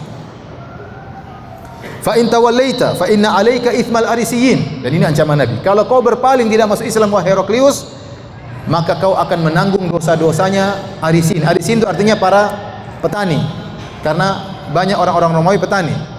Maka kata Nabi SAW, kalau kau tidak masuk Islam, kau berdosa dan kau akan menanggung dosa rakyatmu, karena rakyatmu ngekor sama kamu. Kalau kau tidak masuk Islam, kau tanggung dosa rakyatmu. Kemudian Rasulullah SAW menuliskan firman Allah, ya ahlal kitabi ta'alau ila kalimatin sawa'in bainana wa bainakum alla na'budu illa Allah wa la nusyrika bi syai'a wa la yattakhidha ba'duna ba'dan arbaba min dunillah fa in tawallaw faqul asyhadu bi anna muslimun. Wahai ahlul kitab, kemarilah kepada satu kalimat yang sama antara kami dengan kalian. Janganlah kita menyembah kecuali hanya kepada Allah, dan janganlah kita berbuat syirik, mensekutukan Allah dengan apapun, dan jangan sebagian kita menjadikan sebagian yang lain sebagai tandingan-tandingan Tuhan-Tuhan selain Allah. Kalau mereka berpaling, maka katakanlah isyhadu bi anna muslimun, persaksikanlah kami adalah orang-orang Islam. Ini surat dari Nabi, sederhana, pendek tapi isinya menegangkan ya. Masuk Islam selamat, kalau enggak dosa tanggung ya, mengerikan. Di sini kata Nabi, kemarilah menuju kalimat yang sama. Kalimat yang sama maksudnya kalimat apa? Kalimat tauhid. Jangan seperti penafsiran orang-orang liberal. Kalimat yang sama maksudnya kebebasan, al-hurriyah, maksudnya keadilan, maksudnya persamaan antara laki-laki dengan perempuan. Ini perkataan orang liberal dalam buku-buku mereka. Mereka dalam Nur Khalis Majid dalam bukunya Islam fikih lintas agama. Mereka berbicara tentang masalah kalimatin sawa, kalimat yang sama. Kita harusnya sesama seluruh agama menyuruh pada kalimat yang sama, yaitu kita mencari titik poin yang sama. Titik poin yang sama itu apa? Itu sama-sama menyuruh kepada keadilan, sama-sama menyuruh kepada persamaan antara laki-laki dengan perempuan, sama-sama menyuruh kepada kebebasan. Kita bilang, wahai kalian orang liberal, Heraklius lebih pintar daripada ente. Heraklius ngerti yang dimaksud dengan kalimatun sawa artinya kalimat apa? Tauhid. Padahal setelahnya Allah tafsirkan ila kalimatin sawa. Marilah kita menuju kalimat yang sama, yaitu apa? Tauhid. Allah na'budu illallah, tidak boleh beribadah kecuali hanya kepada Allah, tidak boleh berbuat syirik sama sekali kepada Allah. Jangan sampai sebagian kita menjadikan sebagian yang lain sebagai sesembahan-sembahan selain Allah. Berarti kalimat sawa maksudnya apa? Tauhid. Maka sungguh celaka orang-orang liberal yang ternyata Heraklius lebih paham tentang isi Al-Quran daripada mereka. Taib. Kata Abu Sufyan, falamma qala maqal wa faragha min qira'atil kitab, setelah Heraklius menyampaikan apa yang dia sampaikan dan dia selesai dari membaca tulisan surat Nabi SAW, kathura indahu sahabu wartafa'atil aswad. Orang-orang di sekelilingnya, pembesar-besarnya ribut, ngomong, ribut. Karena isinya Heraklius seakan-akan condong kepada Nabi Muhammad SAW. Kemudian isinya menyeru untuk kepada Islam, meninggalkan kesyirikan. Yang mereka lakukan adalah kesyirikan. Maka suara jadi ribut. Ya, wartafa'atil aswad, suara pun terangkat. Wa ukhrijna, kami pun dikeluarkan. Abu Sufyan dan teman-temannya dikeluarkan. Faqultu li ashabi, aku berkata kepada teman-temanku hina ukhrijna, tatkala kita dikeluarkan dari istananya. Laqad amira amru ibni Abi Kabsyah. Sungguh perkaranya Muhammad ini perkara besar. Innahu yakhafuhu maliku Banil Asfar. Lihat, Raja Romawi takut sama Muhammad. Kita enggak takut ini Raja Romawi. Zaman itu Romawi memiliki kekuatan yang sangat besar. Zaman itu umur kerajaan Islam baru 6 tahun.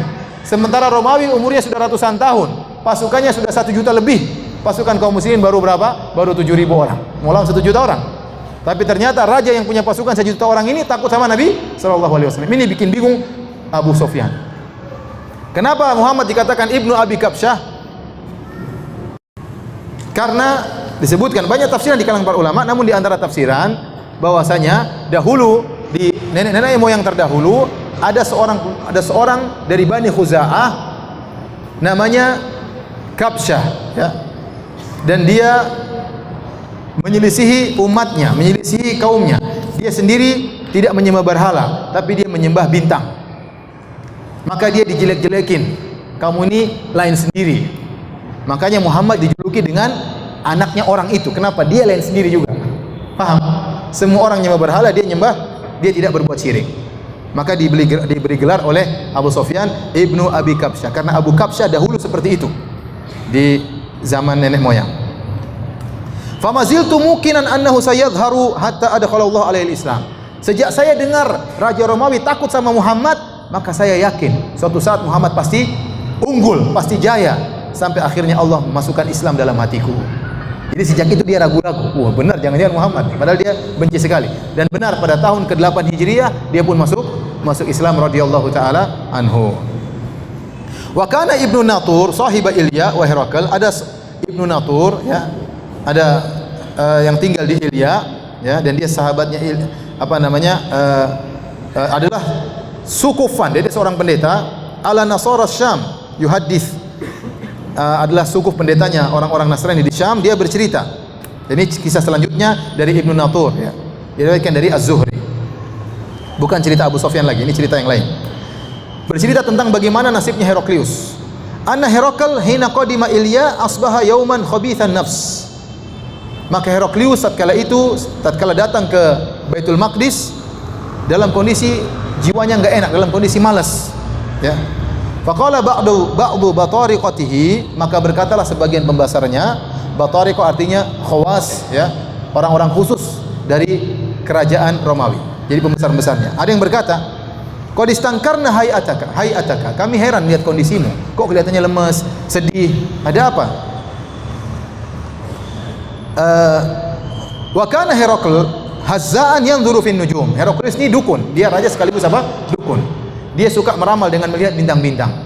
Dan ternyata akan munculnya nabi itu luar biasa. Akan munculnya nabi itu diketahui dalam Taurat, diketahui dalam Injil, bahkan dukun-dukun pun tahu.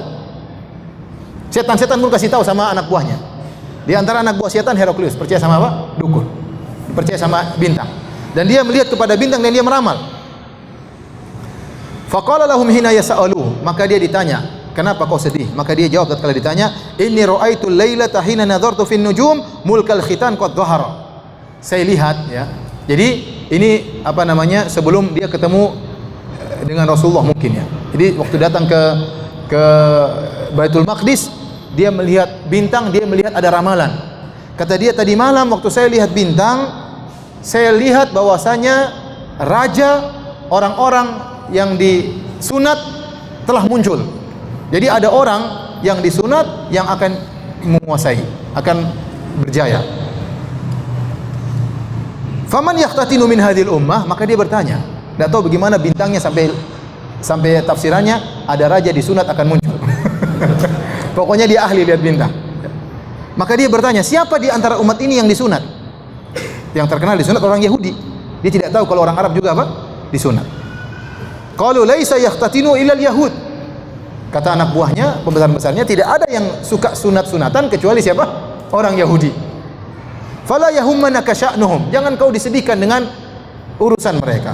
Wuktub ila madaini mulkika fayaqtulu man fihi minal yahud. Tinggal kau perintahkan anak buahmu bunuh orang Yahudi. Kalau kau takut orang Yahudi yang sunat akan muncul. Tinggal perintahkan akan dibunuh orang Yahudi. Fa bainama huwa ala amrihim utiya Herakl birajulin arsala bihi maliku Ghassan. Tatkala mereka sedang diskusi, tiba-tiba datang orang diutus dari Malik Ghassan. Malik Ghassan ini orang Arab. Namun dia di bawah dia beragama Nasrani dan dia di bawah perintah Raja Heraklius. Tiba-tiba ada utusannya datang. Utusannya ini yukhbiru an khabari Rasulillah sallallahu alaihi wasallam. Menyampaikan kepada Heraklius telah muncul seorang namanya Muhammad ngaku sebagai nabi. Falamma istakhbarahu Herakl qala. Tatkala Herakl bertanya-tanya mencari kabar tentang Rasulullah sallallahu alaihi wasallam, maka Heraklius berkata, "Idhabu fanzuru amukhtatinun huwa amla." Itu orang yang diutus sama Raja Ghassan dari Arab. Coba lihat, disunat enggak itu orangnya? Utusan tadi dicek. Fanadharu ilaihi fahaddathu annahu mukhtatin. Dibuka celananya ternyata apa? Disunat. Wah, ternyata ada orang yang disunat selain Yahudi. Ya. Wa sa'alahu anil Arab faqala hum yahtatinun. Maka dia bertanya, orang Arab bagaimana? Orang Arab semuanya disunat. Musyrik enggak musyrik semuanya apa? Disunat, ya. Faqala Heraklius, "Hadza mulku hadhil ummah qad dhahar." Inilah Muhammad, inilah raja yang disunat yang sudah keluar dan akan jaya. Kemudian Heraklius, "Tsumma kataba Herakl ila sahibin lahu bi Rumiyah." Dia punya teman di kota Rumiyah. Dia tulis surat tentang apa yang dia dengar tentang Muhammad. Wa kana nadhirahu fil ilm, dan dia juga ahli agama sebagaimana Heraklius. Heraklius ahli agama, dia tahu tentang sifat-sifat Muhammad, ya. Dia ahli dalam Injil. Maka dia tulis surat kepada temannya. Wa sara Herakl ila Hims. Ya. Kemudian Heraklius berjalan menuju Hims. Disebutkan kenapa Heraklius berjalan dari Baitul Maqdis ke Hims? Kalau saya tidak salah baca tadi, ya, disebut oleh para ulama karena Heraklius tahun tersebut, tahun 6 Hijriah, berhasil mengalahkan pasukan Persia. Dan dia bernazar, kalau saya menang mengalahkan, mengusir orang Persia, saya akan berjalan dari Baitul Maqdis ke mana? Ke Hims. Dan itulah yang Allah turunkan, kata Ibnu Hajar, itulah yang Allah turunkan dalam Al-Quran, atau berkata siapa? Ibnul Mulakin, "Ghulibatir Rum." Tatkala Romawi dikalahkan. Ya, namun akhirnya saya gelipun, mereka akan menang, mengalahkan Persia. Tadinya Romawi dikalahkan, kemudian akhirnya Persia dikalahkan oleh Romawi. Ya. Wa yauma idzin yafrahul mu'minun bi nasrillah. Kata Allah, pada hari tersebut kaum beriman gembira dengan kemenangan Romawi mengalahkan orang-orang Persia dengan pertolongan Allah. Orang Persia sama orang Romawi sama-sama musyrik atau tidak? Sama-sama musyrik. Tapi musyriknya orang Romawi masih mending. Mereka Nasrani, mereka masih percaya sama Allah, ya. Dan mereka musyriknya masih lebih ringan daripada orang-orang Persia yang menyembah apa? Api. Maka waktu musyrik mengalahkan musyrik, Allah mengatakan binasrillah. Ternyata Romawi mengalahkan Persia dengan pertolongan Allah. Wa yauma idzin yafrahul mu'minun. Ternyata kaum mukminin gembira pada hari tersebut. Padahal dua-duanya sama musyrik. Kenapa kata para ulama? Ini akhafu dhararain. Kenapa? Kemenangan Romawi lebih disukai daripada kemenangan apa? Persia. Orang Romawi masih mudah didakwahi daripada orang Majusi. Ya, kedekatan kepada Islam, Romawi masih lebih dekat daripada Majusi. Meskipun dua-duanya sama-sama mudarat, tapi tatkala timbul mudarat yang lebih kecil, menjadikan kaum mukminin gembira tatkala itu. Sehingga Heraklius bernazar, kalau saya menang, saya akan berjalan kaki. Maka dia pun pergi ke Hims. Falam yarmi Hims hatta atahu kitabun min sahibihi yuwafiqu ra'ya Herakl ala khurujin nabi. Tatkala dia sampai di Hims, belum dia meninggalkan Hims, tiba-tiba ada surat datang dari temannya dari Rumiyah tadi, temannya yang juga pendeta, yang cerdas, yang pintar juga, yang setara dengan dia di masalah ilmu. Ternyata temannya setuju, itu nabi benar. Yang kau ceritakan kepadaku itu benar-benar nabi. Saya sepakat. Ya.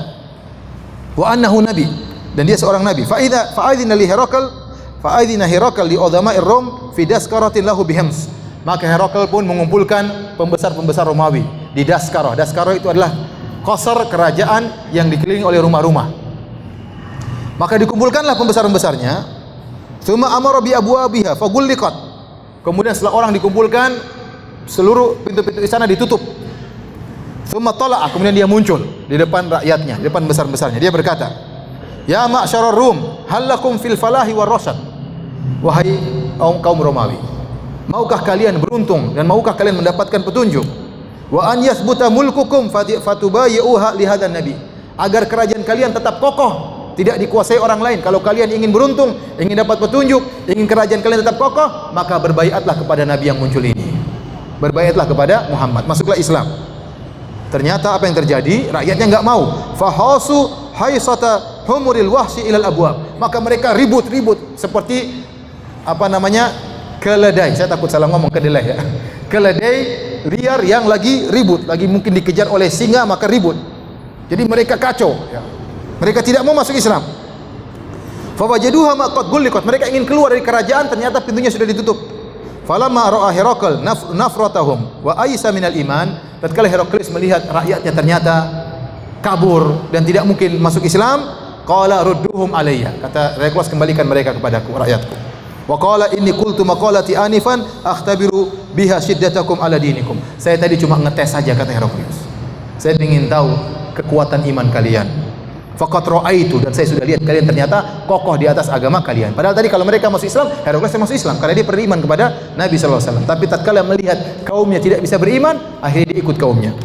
Fasajadu lahu wa radu anhu. Lalu mereka sujud kepada Heraklius dan mereka ridha dengan Heraklius. Fakana dzalika akhir sya'ni Herakl. Dan itulah kondisi terakhir Heraklius. Oleh karenanya para ulama khilaf, apakah Heraklius meninggal dalam kondisi kafir atau tidak? Di antara bukti dia bertahan di atas agamanya, dia mengirim pasukan untuk menyerang kaum muslimin dalam perang Mu'tah, Ghazwah Mu'tah yang terjadi pada tahun 8 Hijriah, sekitar 2 tahun setelah ini.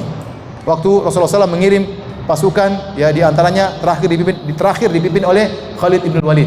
Yang pertama dipimpin oleh Zaid bin Harithah, kemudian Zaid bin Harithah meninggal dunia, kemudian dipimpin oleh Ja'far bin Abi Thalib, kemudian meninggal dunia, kemudian dipimpin oleh Abdullah bin Rawaha, kemudian meninggal dunia, kemudian dipimpin oleh Khalid bin Walid. 3.000 pasukan lawan 200.000. Itu nama perang apa? Perang apa? Mu'tah. Pasukan kaum muslimin cuma 3.000, sementara pasukan Romawi 200.000. Yang kirim siapa? Heraklius. Itu menunjukkan dia menyatakan perang terhadap Muhammad sallallahu alaihi wasallam. Dari sini sebagian ulama mengatakan Heraklius mati dalam kondisi kafir. Buktinya dia ngeyel, tetap aja menyerang kaum muslimin. Sebagian ulama mengatakan tidak. Heraklius belum tentu meninggal dalam kondisi kafir. Mungkin dia kafir karena terpaksa. Dan orang terpaksa, ya, kita tidak tahu bagaimana hakikatnya. Dan ini yang disyaratkan oleh Ibnu Hajar dalam Fathul Bari. Dan dia mengatakan itulah kenapa Al-Imam Al-Bukhari membuka kitab Bad'il Wahyi dengan innamal a'malu binniyat, kemudian menutup dengan kisah Heraklius. Seakan-akan Imam Bukhari berkata Heraklius tergantung niatnya. Innamal a'malu binniyat. Ya. Apakah dia niatnya masuk Islam atau tidak? Apakah dia melawan Nabi karena ketakutan atau tidak, itu urusan dia dengan Allah Subhanahu wa taala. Yang jelas kita tidak tahu bagaimana hakikat dari Heraklius, tapi zahirnya dia terikut dengan rakyatnya dan tidak beriman kepada Nabi sallallahu alaihi wasallam. Baik, hadirin yang dirahmati Allah Subhanahu wa taala, apa hubungannya kisah Heraklius ini tentang berdialognya dengan Abu Sufyan dengan judul bab Bad'il Wahyi? Apa hubungannya? Bab tentang permulaan wahyu dengan kisah Heraklius ini apa hubungannya? Kenapa Imam Al-Bukhari membawakan hadis tentang Heraklius sebagai dalil dari tentang permulaan wahyu? Ada yang tahu atau tidak? Apa hubungannya? Ada yang tahu?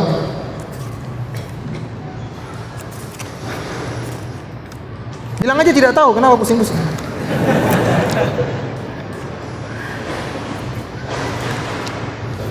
Wallahu a'lam bishawab. Sebagian ulama berpendapat seperti Ibnul Mulaqin, dia mengatakan ya bahwasanya hubungan hadis ini dengan bab ya tentang sifat-sifat Rasul yang diutus wahyu kepadanya.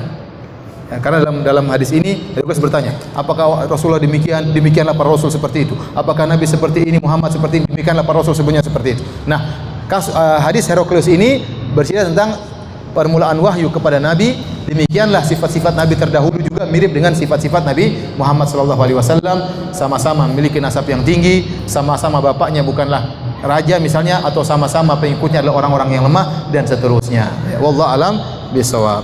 Demikian para hadirin dan hadirat yang dirahmati Allah Subhanahu wa taala. Alhamdulillah kita sudah selesai dari bab yang pertama, Bad'il Wahyi. Alhamdulillah Insyaallah pekan depan kita akan masuk dalam kitab yang kedua, ya, Kitabul Iman. Kitabul Iman, tentang iman. Apakah salat syuruk atau salat duha? Ustaz, saya dilema. Sebenarnya kapan sih salat yang dapat pahala haji umrah itu? Apakah salat syuruk atau salat duha? Soalnya ada yang bilang jarak antara subuh ke syuruk paling 50 menit. Tapi saya takut malah salat dalam waktu yang diharamkan. Jazakallahu khairan. Jadi salat syuruk itulah awal salat apa? Duha. Tidak boleh dikerjakan salat syuruk kecuali di waktu apa? Duha. Dan waktu duha itu dimulai kira-kira 15 menit setelah sunrise, setelah terbit matahari. Nah, kalau Anda punya jadwal sunrise, tinggal tambah 15 menit. Itulah awal dari waktu salat duha, dan itulah baru boleh salat apa? Syuruk. Ya.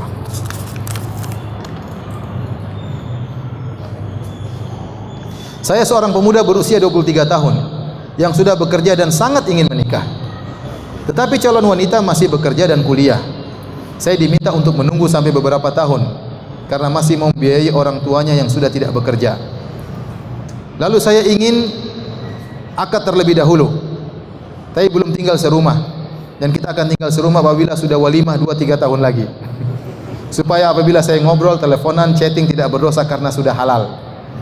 Bagaimana Ustaz? Ini ide yang cemerlang. Seandainya terjadi apa-apa, ya nggak masalah, apa susahnya? Yang penting sudah halal, ya, nggak apa-apa. Dan kebiasaan orang-orang Arab, mereka akad nikah terkadang hidup barengan belakangan. Lihatlah Rasulullah SAW menikah dengan Aisyah tatkala Aisyah berumur 6 tahun. Kemudian baru menggauli Aisyah, tinggal serumah baru tatkala Aisyah berumur apa? 9 tahun. Jadi ente mirip dengan Nabi sallallahu alaihi wasallam. 2-3 tahun berikutnya baru ketemu. Ya, tapi selamat menderita, ya. Maksud saya bertahan, bersabar, bukan selamat, tapi bersabarlah dalam penderitaan penantian. Tapi itu ide yang bagus, ya, ide yang bagus. Bagaimana dengan kalimat alif lam mim, alif lam ra dan sebagainya pada Al-Qur'an? Menghadapi alif lam mim, alif lam ra, kaf ha ya ain sad, sad qaf, ya. Apalagi? Dan selain-lainnya, ha mim dan selainnya. Sebagian salaf berusaha menafsirkan, maksudnya alif lam maksudnya apa, mim maksudnya apa. Namun pendapat yang kuat adalah huruf-huruf tersebut tidak perlu ditafsirkan, karena huruf-huruf tersebut memang bukan kata. Bagaimana kita mau menafsirkan alif maksudnya apa, lam maksudnya apa, ra maksudnya apa, to maksudnya apa, ha maksudnya, itu bukan kata yang bisa kita pahami kalau sudah dirangkaikan menjadi apa? Kata. Paham? Baru bisa kita pahami. Oleh karenanya yang dipilih oleh para ulama, pendapat yang kuat, alif lam mim, alif lam ra dan seterusnya, itu adalah pembukaan surat untuk menunjukkan kepada orang-orang Quraisy, wahai orang-orang Arab Quraisy, Al-Qur'an ini adalah turun dengan bahasa kalian. Yang di antara huruf-hurufnya adalah alif lam mim, di antara huruf-hurufnya adalah alif lam ra, di antara huruf-hurufnya adalah ha mim, di antara hurufnya adalah toha, di antara hurufnya kaf ha ya ain sad dan seterusnya. Ya, namun meskipun turun dalam bahasa Arab dengan huruf-huruf yang bisa kalian ucapkan, kalian tidak bisa mendatangkan seperti Al-Qur'an. Paham maksudnya? Jadi awal dari surat tersebut sebagai tanbih, sebagai peringatan bahwasanya Al-Qur'an turun dengan bahasa Arab dengan huruf-huruf yang keluar dari mulut kalian, namun kalian tidak bisa mendatangkan seperti Al-Qur'an. Ini menunjukkan Al-Qur'an dari Allah Subhanahu wa taala. Tolong beri nasihat kepada kami yang baru mengenal manhaj salaf. Tahap-tahap apa saja yang harus kami pelajari dalam menuntut ilmu? Saya sangat berharap bisa belajar kitab tauhid, ya. Alhamdulillah ada pengajian kitab tauhid, ya.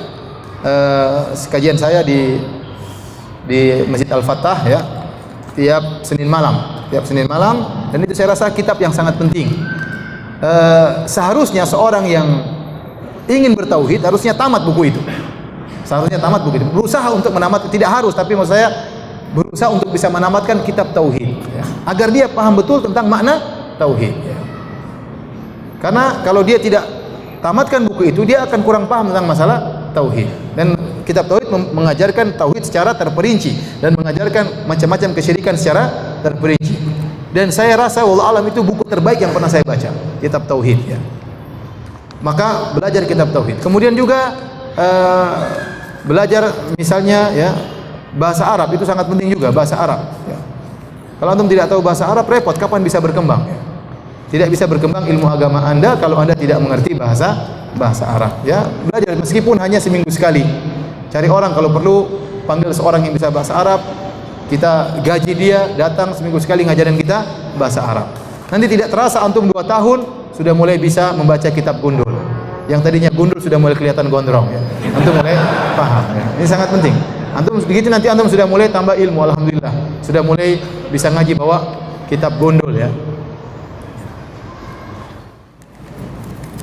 Jika seorang melakukan dosa besar yang mengharuskan atau harus dihukum mati sesuai syariat, kemudian ia bertobat padahal ia masih banyak kekurangan.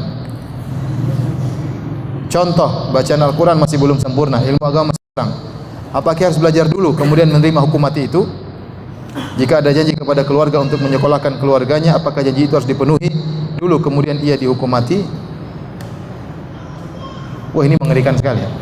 Jika seorang melakukan dosa besar yang mengharuskan atau harus dihukum mati sesuai syariat, kemudian ia bertobat, mau dihukum mati sama siapa? Ya.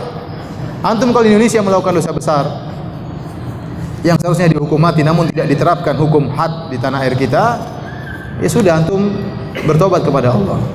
Contoh, seorang laki berzina, hukumannya apa? Dirajam sampai mati. Kalau antum pernah berzina dan antum sudah punya istri atau antum sudah punya sudah punya suami, maka bertobat kepada Allah. Ya. Tidak perlu antum lapor-lapor ke orang, tidak perlu cerita kepada siapapun, ya. Bertobat kepada Allah, ya. Dan bertekad untuk tidak mengulangi, karena itu dosa besar, bahaya kalau Anda meninggal dalam kondisi demikian, ya. Jadi maksud saya, bagaimana nih mau dihukum mati sementara ya tidak diterapkan di tanah air kita, ya. Nah, kalau orang sudah tahu bakalan dihukum mati, ya segera bertobat kepada Allah. Segera mulai baca Al-Quran, banyak-banyak ikut pengajian, ya, agar dia bertemu dengan Allah dalam kondisi full keimanannya. Dahulu Rasulullah SAW menyurati Raja Heraklius untuk mengajak kepada Islam. Bagaimana kalau sekarang ulama, ustadz menyurati para raja, presiden mengajak kepada manhaj salaf? Mungkin ya. Suratnya sampai enggak saya enggak tahu. Mungkin ya. Enggak apa-apa. Bahkan kata Syekh Utsaimin rahimahullah, jangan seorang merendahkan dirinya, tulis surat kepada pembesar-pembesar. Siapa tahu dia baca kemudian masuk di hatinya. Kita enggak tahu. Iman datang dengan sebab-sebab yang terkadang tidak kita duga. Saya diceritain sama seorang doktor, seorang syekh dari Saudi, dia cerita, ada seorang wanita masuk Islam gara-gara perkara sepele. Dia punya pacar orang Islam, berzina sama dia, sama perempuan ini. Setiap kali berzina itu pacarnya mandi junub.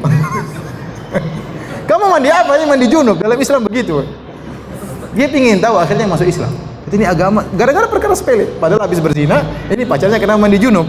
Ternyata Islam mengajarkan apa? Kebersihan. Masuk Islam gara-gara perkara yang terkadang sangat sederhana. Terkadang sangat sederhana. Ada seorang masuk Islam gara-gara apa? Gara-gara masalah hadis. Dia ikut dengar orang Islam, dalam hadisnya haddatsana an fulan, haddatsana. Kok hadis-hadisnya orang Islam ada sanadnya? Buka Injil enggak ada sanadnya. Gara-gara itu dia masuk Islam. Banyak. Oleh karena bisa jadi kita nulis surat, ya, mudah-mudahan sampai kepada para pembesar. Kalau mereka dapat hidayah, kan banyak yang dapat keuntungan. Tulis saja, yang mudah-mudahan sampai, ya. Mudah-mudahan sampai. Tapi saya belum pernah nulis surat. Bagaimana jika seorang yang kita tahu pekerjaannya adalah pengemis dan dia adalah seorang pria yang masih kuat? Apakah tetap kita berikan uang kepada pengemis itu? Bagaimana cara yang hikmah? Anda kalau mau kasih pengemis, kasih, silakan. Ya. Kalau Anda ingin menjadikan dia berhenti dari pekerjaannya mengemis, ya Anda arahkan. Ya. Tapi kalau dia mengemis, ya Anda mau kasih, enggak terserah Anda. Apalagi Anda lihat dia masih dalam kondisi apa? Muda. Ya, saya pernah di Masjidil Haram, ya, ada orang minta-minta, maka ada yang marah-marah di dalam Masjidil Haram di Mekah. Ada yang tegur, ada orang luar negur, kata dia, akhi, kalau ente kasih, kalau enggak. Dia mengemis, kenapa? Dia tahu ada orang yang mau kasih. Alhamdulillah, tidak mencuri, tidak merampok, tidak. Udah mau kasih, enggak usah apa kalau mau nasihati dengan cara yang baik. Itu masuk dalam hati saya. Kalau antum mau kasih, mau nasihati. Ya. Memang pengemis pekerjaan terhina, tapi lebih terhina kalau mencuri, merampok dan yang lainnya. Jadi apa namanya yang suka saya dengar di Indonesia banyak orang dicegat di jalan, dibunuh, apa namanya itu? Begal, ya. Begal apa jegal? Begal, ya. Jadi kalau antum mau nasihati silakan. Datang baik-baik, nasihati baik-baik. Pak, Bapak masih sehat, kenapa tidak bekerja? Ya. Sampaikan, siapa tahu dia dapat dapat nasihat. Tapi kalau yang minta misalnya memang cacat, memang perlu, ya kasih aja, ya, tidak usah ragu-ragu. Saya diceritain seorang ini waktu ngantar saya pengajian, dia cerita ada orang buta, suami istri buta. Mereka tidak punya penghasilan, maka ada seorang bekerja sama mereka bagi hasil. Ya. Jadi pergi ke lampu merah minta-minta, nanti hasilnya bagi dua. Jadi dia nganter, kemudian dia nongkrong situ minta-minta, orang kasih. Akhirnya bagi dua, setengah buat saya, setengah buat kamu. Kan kerjaan ini. Akhirnya benar, dia punya rumah sewa, ada kulkasnya, ada televisinya, dan dua orang ini punya anak nggak buta. Punya anak apa nggak buta. Artinya ya terkadang memang kita harus kasih. Siapa yang mau jamin kehidupan dia? Beda kan, misalnya saya tahu di Arab Saudi ada janda dikasih kalau nggak salah tiap bulan 4.000 real. Ada santunan dari apa? Pemerintah. Di negeri kita belum, mungkin tidak semua dapat santunan karena masih banyak kekurangan di pemerintah. Ya. Nah, orang-orang seperti ini siapa yang nyantuni? Terpaksa dia mengemis. Nah, kalau kita lihat orang seperti ini kita kasih aja. Kalau nggak mau kasih nggak usah dimaki-maki. Kalau mau kasih silakan apa? Kasih ya. Demikian saja para hadirin yang dirahmati Allah Subhanahu wa taala, kajian kita insyaallah kita lanjutkan lagi pada Senin depan. Kurang lebihnya saya mohon maaf, yang benar datang dari Allah Subhanahu wa taala, yang salah dari saya dan dari syaitan. Semoga Allah ampuni dosa-dosa kita semua. Subhanakallah bihamdik asyhadu an la ilaha illa anta astaghfiruka wa atubu ilaik. Assalamualaikum warahmatullahi wabarakatuh.